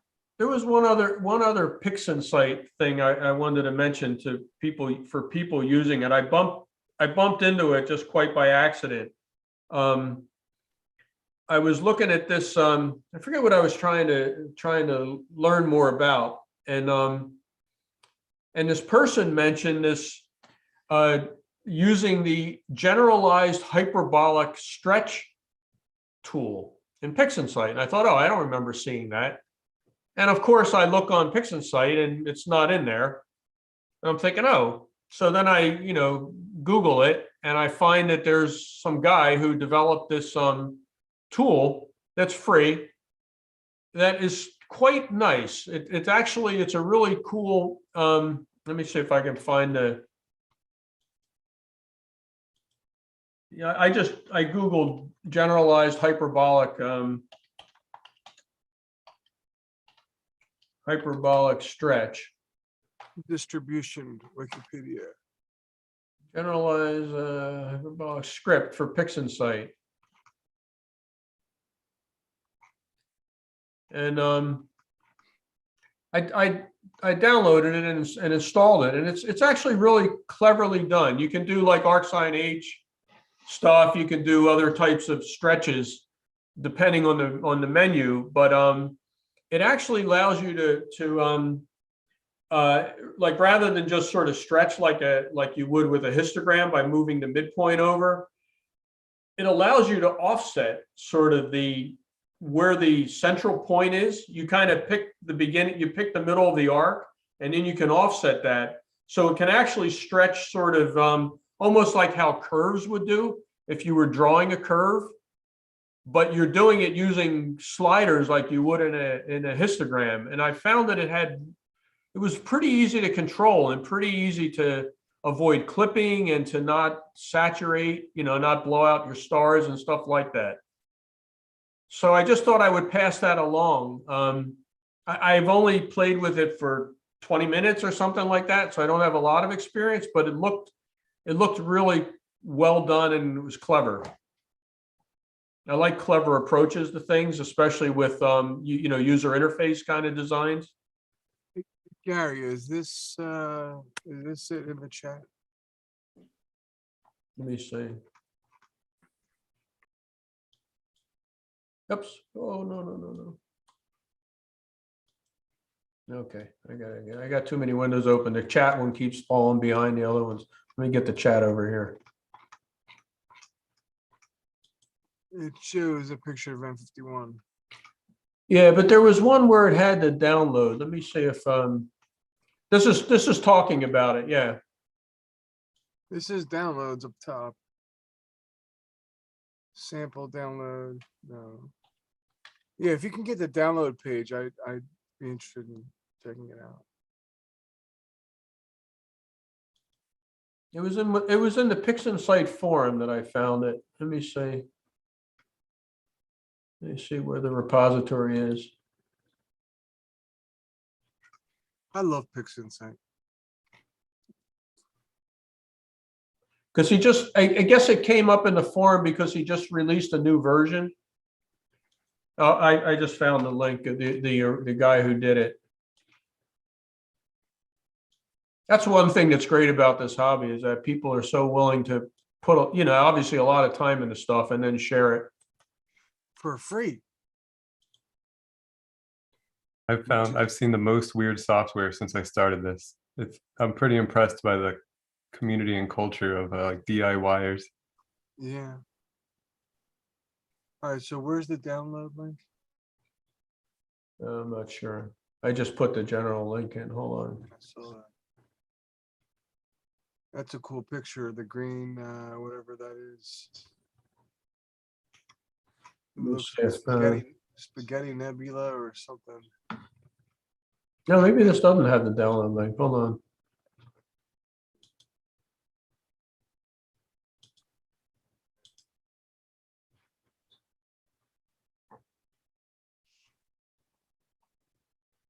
I think there's some instructions there about how to Yeah. do it from within PixInsight, like update, manage repositories. Does that sound familiar? Or Yeah, that's if you're doing, yeah. So like the, if you're doing something like that easy processing suite, you do that way. If you add the link to manage repositories, it'll automatically keep an eye if a new version comes out. That's how this was done. In fact, I could do that. I could just put the link in. Hold on. Where is that? Let me open up PixInsight and I'll just grab the link because that's how I installed it. So under resources, if you do update, manage repositories. yeah, something about GHS Hastro. Yeah, Cut and here paste it is. I'm going to post it right now. Let me just copy it. Yeah, that's right. Looks good. Yeah, There it is.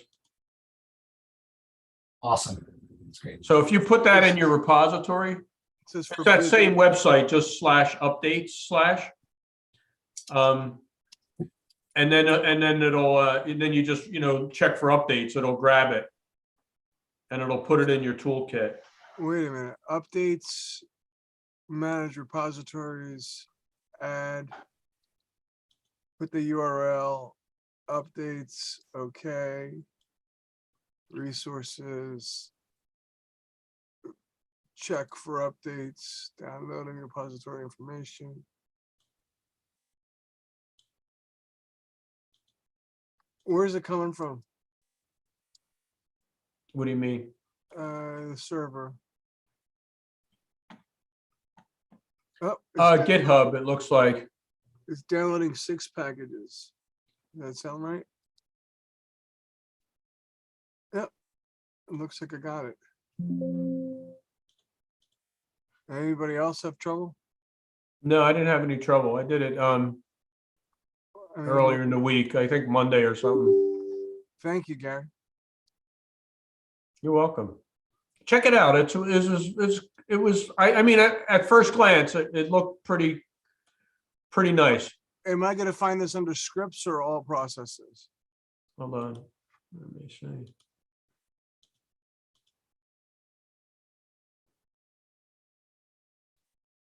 I found it under all processes. I don't know if it puts it under a submenu, but if you go to all processes, it's generalized hyperbolic stretch. That's It has similar, you know, in terms of the preview, it has the instant preview. Apparently the previous version did not have the real-time preview. You had to refresh it, where this one's a real-time preview. I don't see it. Oh, you know what? I think I have to turn off PixInsight and turn back on. Yeah, you got to close it, and then when you open it, it installs the updates. Yeah, forgot about that one. I closed it. I was working on the Sombrero Galaxy. Ole. Steve, I haven't done it yet, but your image in the newsletter got me motivated. I have some monkey head stuff that I shot a couple months ago that I haven't really looked at. Yeah. So I'm curious to see, to like poke at it and try it. I've been busy with some other stuff recently, so I haven't had time to play with it. But seeing your image got me kind of like, oh, I really need to get back to that. One of the interesting things for me about the monkey head was up to this point, that represents my record in terms of the most amount of image time I've been able to get, and it was almost 6 hours. Oh, So, cool. Up until now, typically I average, if I'm lucky, I'm happy with 3 hours. But that was it was a hole in the sky. There was a hole in the season. That was only a couple of weeks ago. One night in the middle of all of this crap weather was clear, and I set it up and it ran overnight until about 1 o'clock, 2 o'clock in the morning. And there was like 170 some 2-minute frames. I threw away 2 in processing. PixInsight threw away 2. I only lost 4 frames out of that whole night. Wow. So it represents something spectacular to me. Yeah. That's great. Hopefully, as the weather gets nicer, you'll have more of those. Yeah. The only problem is in the summertime, generally the weather is nicer, but the nights are shorter. Where it's Yeah. They are. sunny, How long were your subs on that? 2 minute. 2 minute? Yeah. And that was with that filter, right? So The L Extreme filter. L Yeah. Extreme, yeah. Yeah. I guess you're not near saturation, right? With that, if you could probably go longer, I would guess, right? Or I'm still trying to figure out what saturation looks like. I mean, what's it really going to take to do that, and will I notice it? I'm not sure. I don't know. I think you're gonna be far away. I mean, with 2 minutes. I mean, filter. yeah. With 2 minutes, you're probably far, especially with that filter. these narrowband filters, I mean, without increasing the gain quite a bit, yeah, you have to increase the gain quite a bit from what I can tell. They're so narrow. And now it's oxygen 3 and hydrogen alpha. I've got that's mostly hydrogen alpha on the monkey head, but I have got like the crescent, which shows a lot of the oxygen 3, and a couple of others that show the oxygen 3, which come out green for me. Some people have seen blue. It kind of sits right on the edge. But I'm loving that filter now. Maybe I'm getting some halos around stars, but right now I'm not at the point where I worry about that right now. Yeah, it didn't look like you had any on the one in the newsletter. Yeah. I think they need to probably be really bright, or maybe it's just few and far between. Like it could be a vocal minority kind of thing. The people that have had the problem make it known.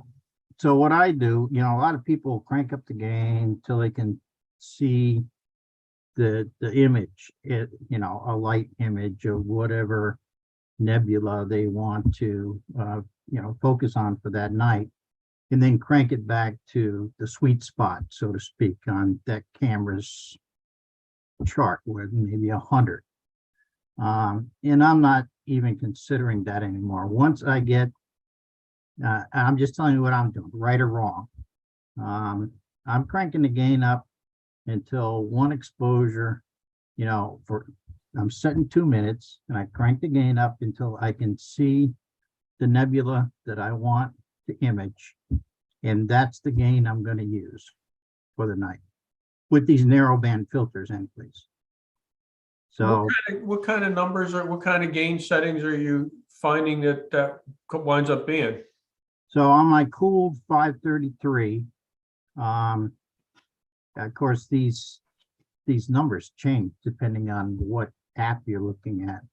But in the ASI Air, I was using a gain of 300 and something, 320, I think, for the narrowband filter. Now, if it wasn't narrowband, I wouldn't be using that much gain. Sure, yeah.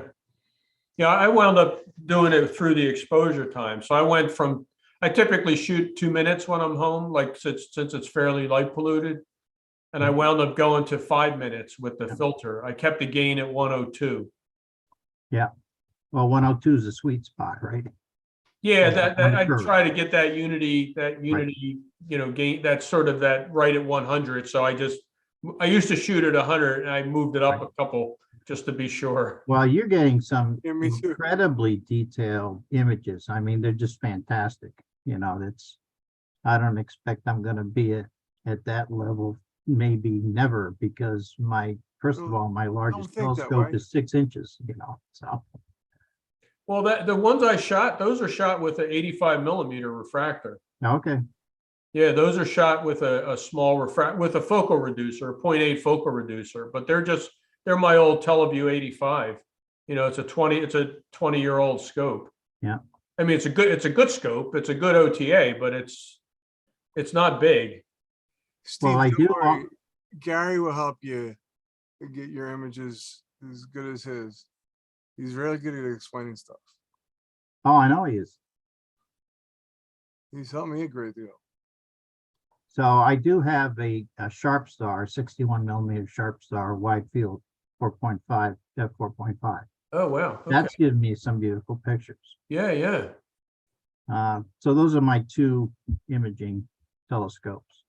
Other than that, I've got an 8-inch Dob, which is just visual, and then the solar scope.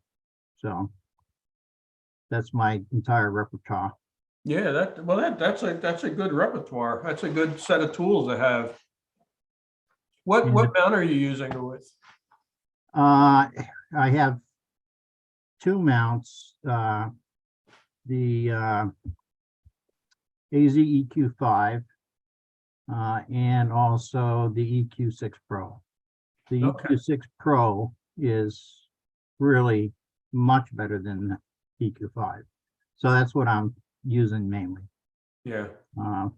for the things that matter the most. Steve, are you bumping up the gain on that small refractor as well? I don't have enough time on that to give you a really good answer. I think under the same circumstances, I would still do the same thing. I believe, yeah. Okay, because I have a 65 quad that I'm thinking of using with mine and trying the same thing. Yeah. I just look at it as, the wide field of view and the more narrow field of view. I trying to think, most of the stuff that I've done with the narrowband filter has been on the 6-inch SCT. So I don't have the data to really answer that. I'll probably be switching them over well, not yet, but maybe in a month or so, I'll go back to the wide field of view and hunt for some stuff. Yeah, I think you might find that the detail, I'm getting way more detail with my smaller scope with the wider field than I am with the larger one. I think it's just because they can focus better. It's better, are all things considered, not aperture to aperture, but just in terms of quality of image, there's not much that beats a refractor. Yeah. I mean, there's no obstruction, right? So you don't have anything getting in the way of that. The only thing is aperture. And for this hobby, for astrophotography, aperture's not, I mean, obviously it affects resolution, but seeing is the limiting item there for most practical purposes. And you're coupling it with like the image scale, they like a focal ratio refractor like you're talking about is a really good image scale for this kind of seeing conditions for that camera, for that pixel size.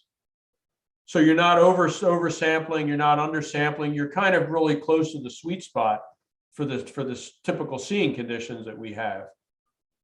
So I mean, if you were to image the Ring Nebula, which is pretty small, and you have this huge f4. You know, Field of view. you'd want more focal length, sure. Yeah. Yeah. That's kind of what I'm looking at. Right. Yeah, but for wider stuff like that monkey head and stuff like that. Yeah. And like, you know, some of this, like if you did something like the California Nebula, which is pretty big, your wider one will show, I think, a lot of detail. Right. Your a 61 millimeter. Absolutely. It does take beautiful pictures. And in the past, I've had like pieces of the rosette. You couldn't even tell what they were with the SCT. And Right. then I used this 61, the Sharp Star, and I could get the whole thing, and it was beautiful. Yeah. So I know what you're saying. It's two different types of imaging and two different targets, Right. targets. Yeah. So I am anxious to get it back on and do some more of the wide field of view stuff. And I'm redoing a lot now. My first images were November of 2021. So I had a lot of stuff that at the time, you know, I was pleased I was getting something. But now I'm going back and redoing them now that I have a little bit more expertise and, you know, better processing process. And so I'm not getting a lot of new stuff. I'm basically going back and redoing a lot of what I already have. Yeah. Yeah. Harry, question for you. Have you used Deep Sky Stacker? I did a long time ago just to try it out. Okay, because I was wondering, I've been using it for, since I started with the cameras. But now I'm starting to get a sense that the stacking may be better in PixInsight, and I haven't really played with it yet, but I just wanted to ask your opinion on it. Yeah, I'm not sure. I know I mean, I've been using PixInsight for the stacking also, you know, for the pre-processing stuff. Okay. But I haven't really done a comparison between Deep Sky Stacker and PixInsight. My only comparison would be like when I used Images Plus, which was software that I used for years. And I had tried Deep Sky Stacker because Images Plus they stopped supporting. And I thought at some point, you know, it was nice. He put it out. Mike Unsold put it out for free. It was like $160 software, and it works quite well.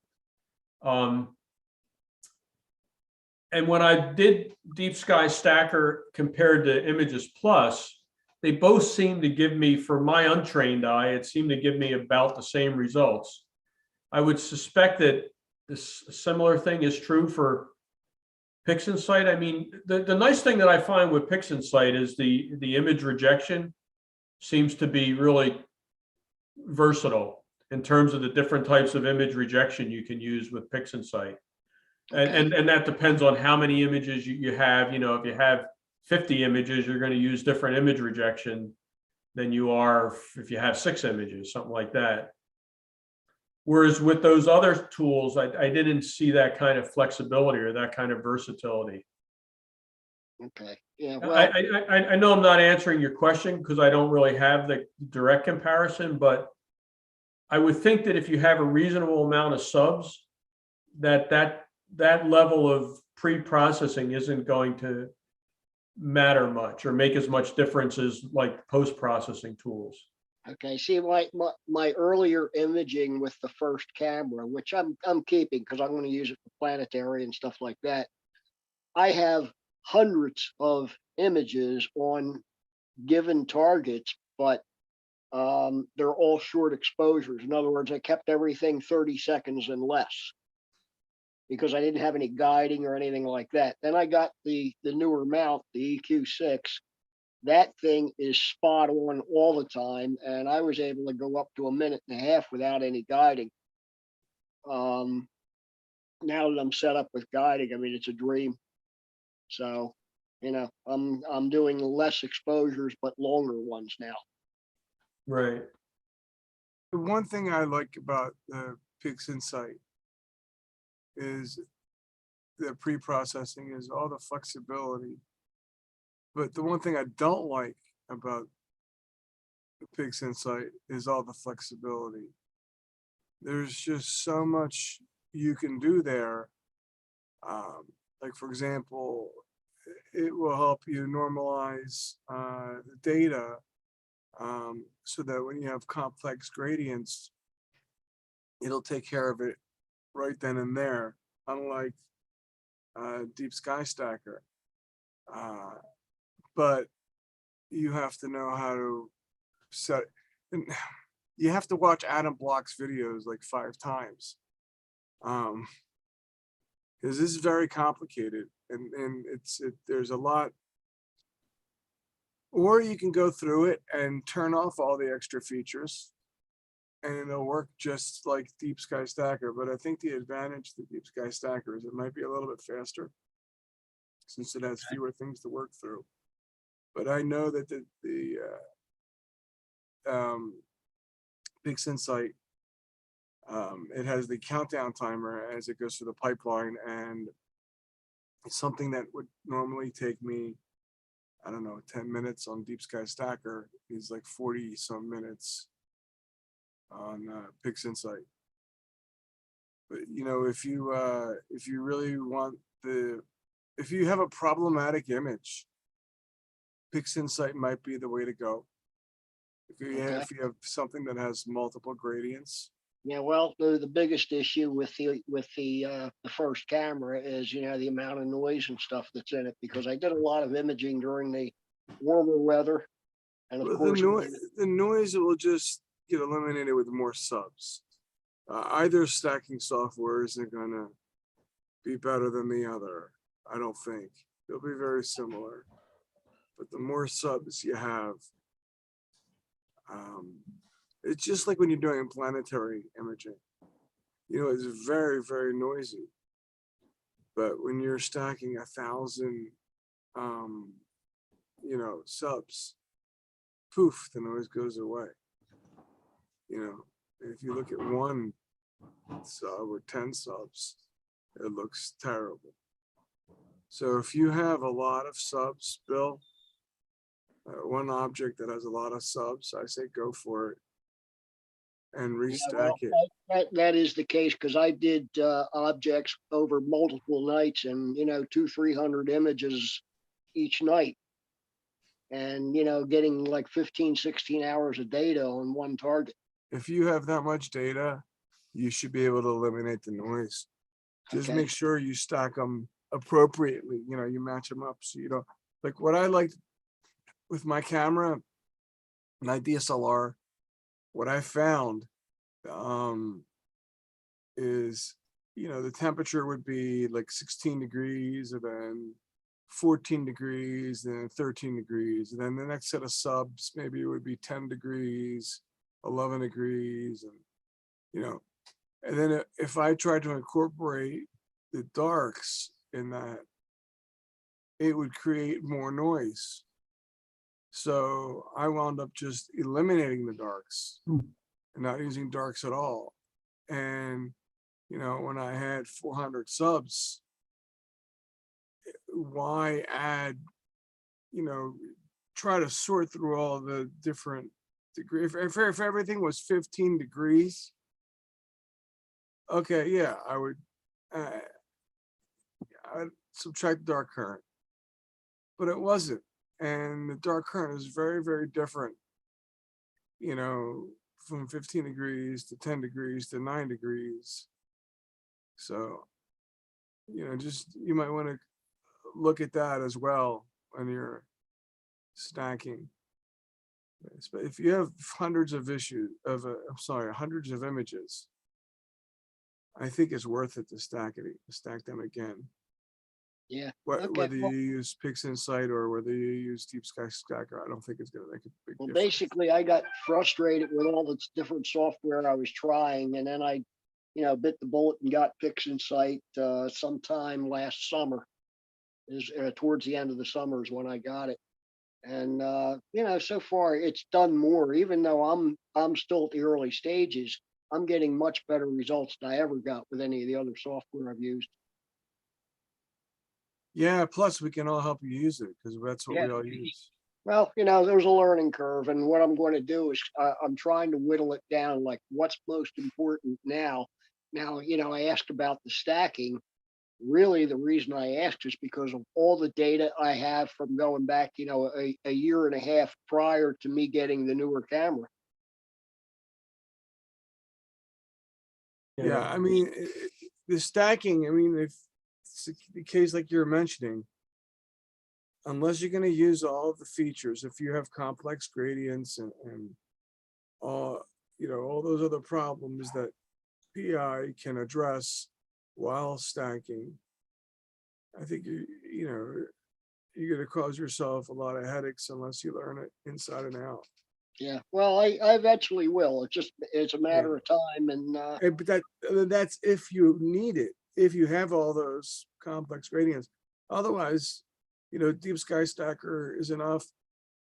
Now, the one thing I like about PixInsight is the algorithm they have for stacking like more than 100 images. The generalized studentized deviation, I don't know what the hell it's called, but general studentized deviation or whatever it is, instead of Windsor's sigma clipping. That one I found works the best,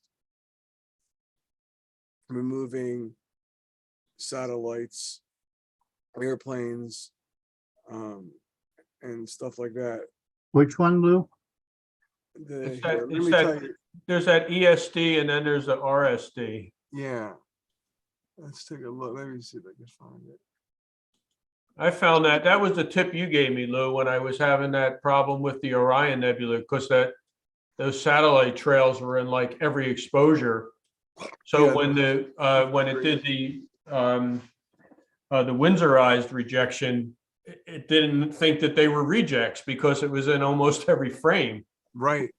But that other one got most of it out. I still had to use the clone stamp a tiny bit on a couple areas, but You can play with the settings too, and then let me find where the hell that is. Where's the What's the clone stamp?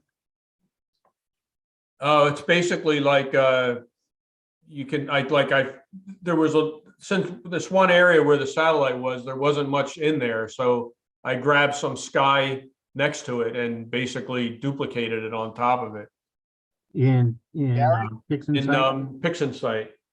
Gary, Yeah. just an FYI, if you're imaging the comet, you're doing a meridian flip right now. Oh yeah, you're right. Yeah, it's 20 seconds. Yeah. Thank you for the heads up. Yeah, just figured I'd let you know. It's Yeah, called it's just getting 8 seconds away. This is great real time feedback. it's called the Generalized Extreme Studentized Deviant ESD, or the new one. I haven't tried this new one, Gary. Have you tried it yet? Yeah, that one worked better than the robust than the ESD. The robust, the RSD or whatever it is, worked better. Chavaneux rejection. They were similar, but it seemed like for that, like every frame having satellites in the same spots, it seemed like that worked better, that RSD. That's what I love about PixInsight. They keep coming up with these updates and they just keep making it better and better. Are they going to eventually start charging us for this? I mean, I hope not. I hope not.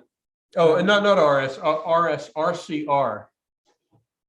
Robust chauvinet rejection. Yeah, something like that.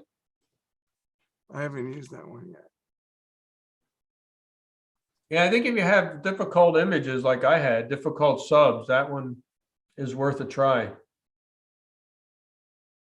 Yeah, I mean, it salvaged the image because without that, it looked terrible. right. Yeah. What was difficult about them or terrible about them? What's that? I had it was Oh, it's just satellite. yeah, but there were just streams of satellites Yeah. in almost Dude, every they were frame. everywhere. Okay. It looks like somebody took a fork. Gotcha. Yeah. Scrape right through. And it was right. I was shooting shooting wide field M42 and the Running Man. Mhm. and it was off to the side of M42. It's like, you gotta be kidding me. Like, this is where the satellites are now? Yeah, That's a pretty fun target. Yeah, so Bill, to answer your question, then I wouldn't use that unless you absolutely have to. Because there's other, the deep sky stalker, as old as it is, it does a pretty good job. And Yeah, it's quick. well, I've used it from the beginning, but I figured I would expand my horizons. But before I get into another sub-learning curve with Yeah. pixels, I'd ask first. If you need to, you have the flexibility, PixInsight is there. Then you'd have to, you have to figure out what your problem is. And then hone in on learning that particular skill to solve it, which is easy enough if you follow Adam Block. So right now I'm going back and I'm doing M101 with the blur exterminator to see if I can recover any more detail. Well, we're doing all this. I can't sit still and do nothing. But this blur exterminator is awesome. Well, upon your recommendation, I'll buy that first. See, I was thinking the other way around because I'm finding that easy noise doesn't really do what I'm wanting it to do. It does some, but not enough. And I You could looked at change the parameters. if you buy one, then you get like a percentage discount when you buy a second software from the guy. So I Right. was just looking at, well, hey, if it's working on a percentage, I get a bigger cut if I bought Blur Exterminator second. I think Mark Ferrari keeps that guy in business. He's gonna retire off of Mark. Ask Mark first. Because I think Mark bought all of his stuff. Yeah, I was thinking of getting pretty much all of them too, but spread it out over time. Let's First see. thing I want to do is get my electronic focuser. Yeah, you're gonna love that. Let me see here, script, utilities. Oh, I'm so tired of dealing with Canon banding. I totally forgot about that. Now I gotta go back and take care of this. I want to peek outside, make sure it's still clear. Looks Yeah. like it. The comet's still pretty bright, but I think the skies are starting to cloud up. Yeah, there's clouds coming in. Ryan, there's some clouds coming in. Yeah, on my They're coming later, so. Astropheric, the weather software I use, one of them. That's pretty Astrosphere. damn good on when the cloud cover is going to come in. You can almost set your watch to it. Is that one run by Media Blue? No, they're Yes. different. I stopped using that Media Blue because the ads were making me nuts. These pop-up ads in the app. I hate that. Let's see here. Noise reduction, intensity transformation. Have you ever tried to use the adaptive stretch? Anybody? I have not.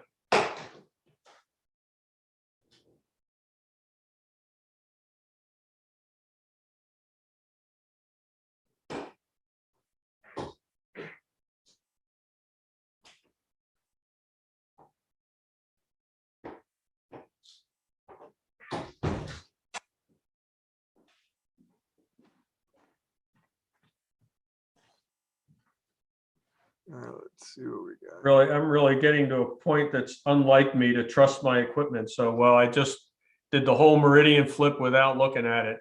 I just Really? just stuck my head out the door afterwards and everything's fine. I bought myself a little $50 camera for the observatory. That's a good idea. I have it in there, and it comes in handy. It has a microphone in it, and I had an electrician working in there this week. And, you know, the microphone was on, and I'm futzing around in the basement. The guy was cursing a lot, but he got the, I have a plug now installed outside on the attached to the shed. So if any of you guys want to come by, there's electricity outside available for you. Question. I usually have a brace that I wear with this. I just paused my recording, Bill. It did the meridian flip, and then my first image is the comet's real faint because the clouds rolled in. Some clouds rolled I'm still getting a clear image here. in. Oh, good. The only thing is, the comet is now outside of the field of view of the guide camera because it's a rectangular one, whereas my main camera is a square. Oh. Okay. Always something. It's always something. Yeah, well, Oh, hopefully, I wound up getting it looks like about 30 something 2-minute subs. I'm at 314. Whoa. I'm doing 15-second ones. Oh, 15 seconds. Oh, that's why you can't see much. Well, what's your gain set to? Mine, Yeah, 100 gain. That's the 100. Unity, Okay. and I'm getting plenty of stars. So I redid the M101 and with the RC Blur Exterminator. I'm liking it. You guys want to see? Sure. Yeah, please share it. That'd be great.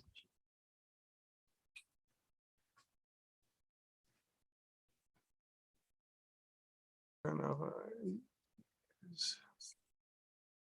I'm using arc sign stretch though. Let me see if I can use the regular stretch tool.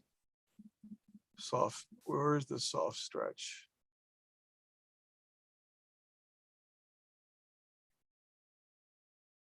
Oh, that's the soft stretch you're talking about. Yeah, I have used that. Yeah, Yeah.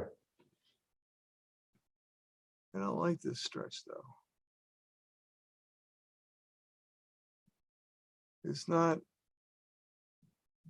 the color is, it's too white. Oh yeah, and it's noisy. This is terrible. Let me get rid of this. Let's try the arc sign H. Did you load that new stretch, that generalized? Oh no, let me try that. Give that a try. How's that work?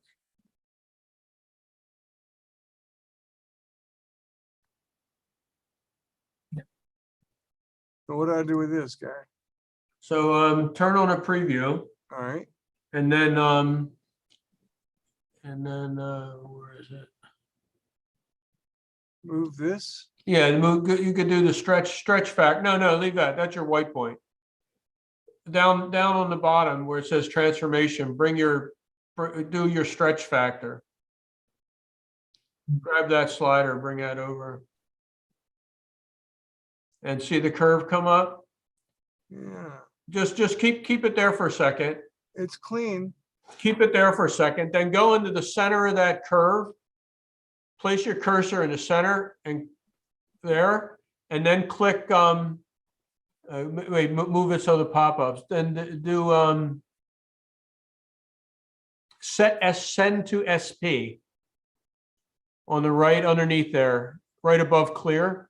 Right here. Click that send to SP. That kind of locks, I think, that center position. Okay, but it's all black now.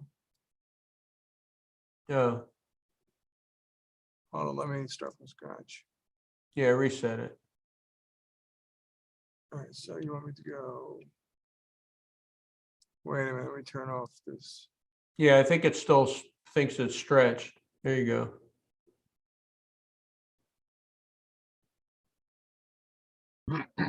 Right there. Yeah, just somewhere in there where you can see the curve. All And right. put that about in the middle. Value is 24.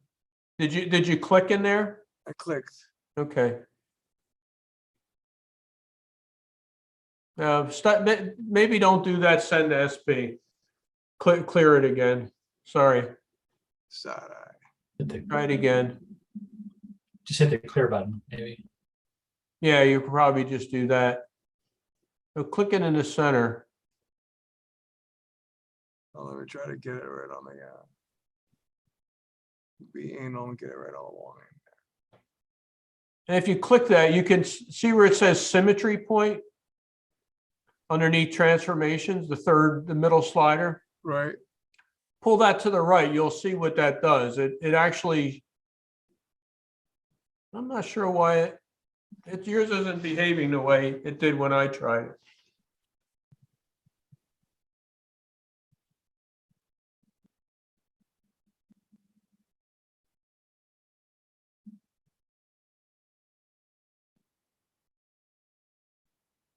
Nothing's happening. Yeah, let me try pulling it up. Let me open a file, hold on. Mode RGB, lightness, saturation, color. It should be generalized hyperbolic or arc sine H. I had it on, I tried it on generalized hyperbolic when I played with it. Just because that was what the tool was, but I think that the generalized is I mean, the tool allows you to pick different, Parameters, yeah. different techniques. Let me see here. So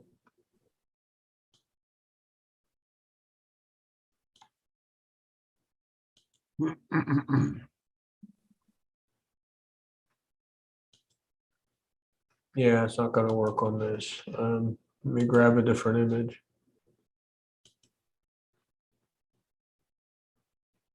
Still, there's more detail coming out now than there was before from the blur exterminator. That thing is, you know, I wasn't able to see the sharpness here in this arm before. And I don't know how bright that little doohickey popped up before.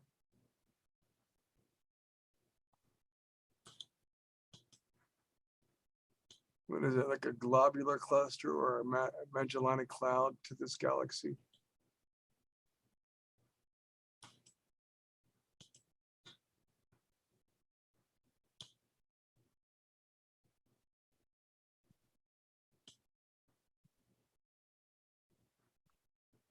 Is it possible to stretch it less and still do the symmetry? Like if you don't bring it all the way to the right, because that red line looks like it's so extreme, the one on the top there. Yeah, I don't know if you can stretch it less and then do the same procedure.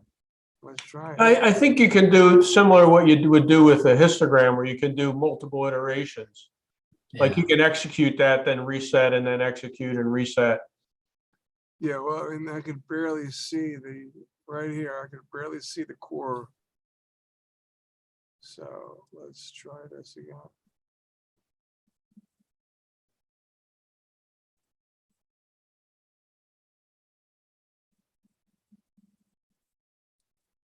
Yeah, I don't know if it makes sense to try it here.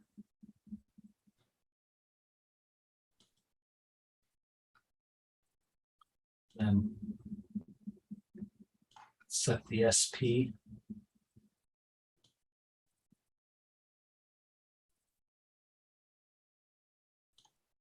Now it's too far, right?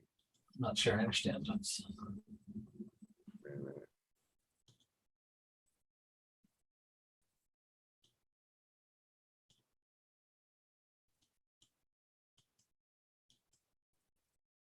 I don't want to go much further than this. So then now what do you do? I guess I was suggesting starting off with less of a stretch in the first place, but maybe that was just an idea to try, not to. This is So- interesting. I think I need to understand this function better. Yeah, I don't have much experience. I just played with it for a few minutes, like 15, 20 minutes or something at the most. Yeah. But there are a couple YouTube tutorials, and then there's also that text that I think or made me think it looked promising. Since this was free, there's Because it was almost kind of like a curves and histogram built into one set of controls. Mhm. Like one function to do everything, sort of. Yeah, and I think that red line is really like the curve transfer. So you can, by moving that symmetry point, you can kind of create an inflection. You can create an inflection in that red line. like this. Right. Except you almost want it to go the other way. I think that's possible. Well, we could do this.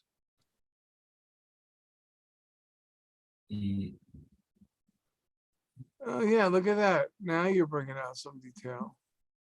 Yeah. Oh yeah, it's a little tricky to use, Gary, but I had it inverted.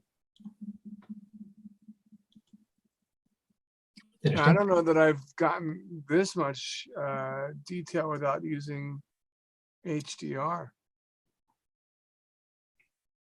And look at all Yeah. that. Now the colors though, is this correct? I don't know if the color looks right. I'm gonna apply this. And then there's a fine adjust, where it says fine adjustment. You can select the parameter that the fine adjustment works on. Oh, cool. So the default is that symmetry point, but you can change it to stretch factor, local intensity, symmetry point, your shadow protection, and your highlight protection. So that allows you to really fine tune the parameter as opposed to the coarse slider. So what do you use more, Gary? The spectrophotometric calibration or the photometric I've been using the Spectra since it came out. with all the GIA you put Yeah, on? with the Gaia databases. The only time I didn't use that was on like I didn't do anything on the Comet. I just did the background neutralization and the dynamic background extraction. Because there's really I didn't have stars that the Gaia database could work with, right? Because I can't plate solve on my Comet image because I let the stars trail. So I don't really have stars anymore. Right. So I don't think it would, I didn't even try it. I don't think it would work because it has to find stars, right, based on a plate solve. So how can it plate solve if the stars are half hour long? Right? Exactly. What time do you tell it to look? Well, I mean, it's. Look between 12 and 12:30. You might find. Yeah, you might find something in there.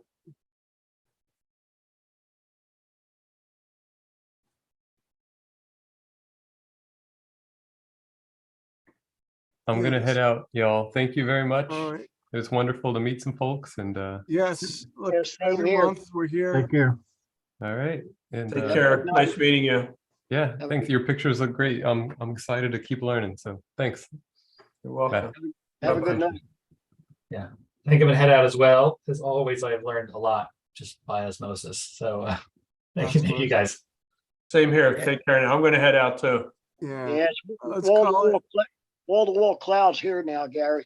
Yeah, I just looked at my guide camera and it's just a solid block of white with a couple little faint dots that I think are stars. Yeah, I just sent the scope to Park and I'm going to go tear it down the next few minutes. Yeah. Well, at least we got something. And Yeah, I think I'm redoing M101. I like the blue color now better than what it was before. I might redo Let it. us know what you come up with. Well, I'll post it if I decide on it. But Cool. Yeah, I'm Well, out of here too, guys. Thanks a lot for everything. Take care. Nice talking to you. Take Nice care, talking. guys. Good seeing you. all right, good night, guys. everybody. Keep up the good work, Steve. Thank you. Yeah, Steve. All right. See y'all later. Take care, man. Thanks, Lou. Thanks for setting it up.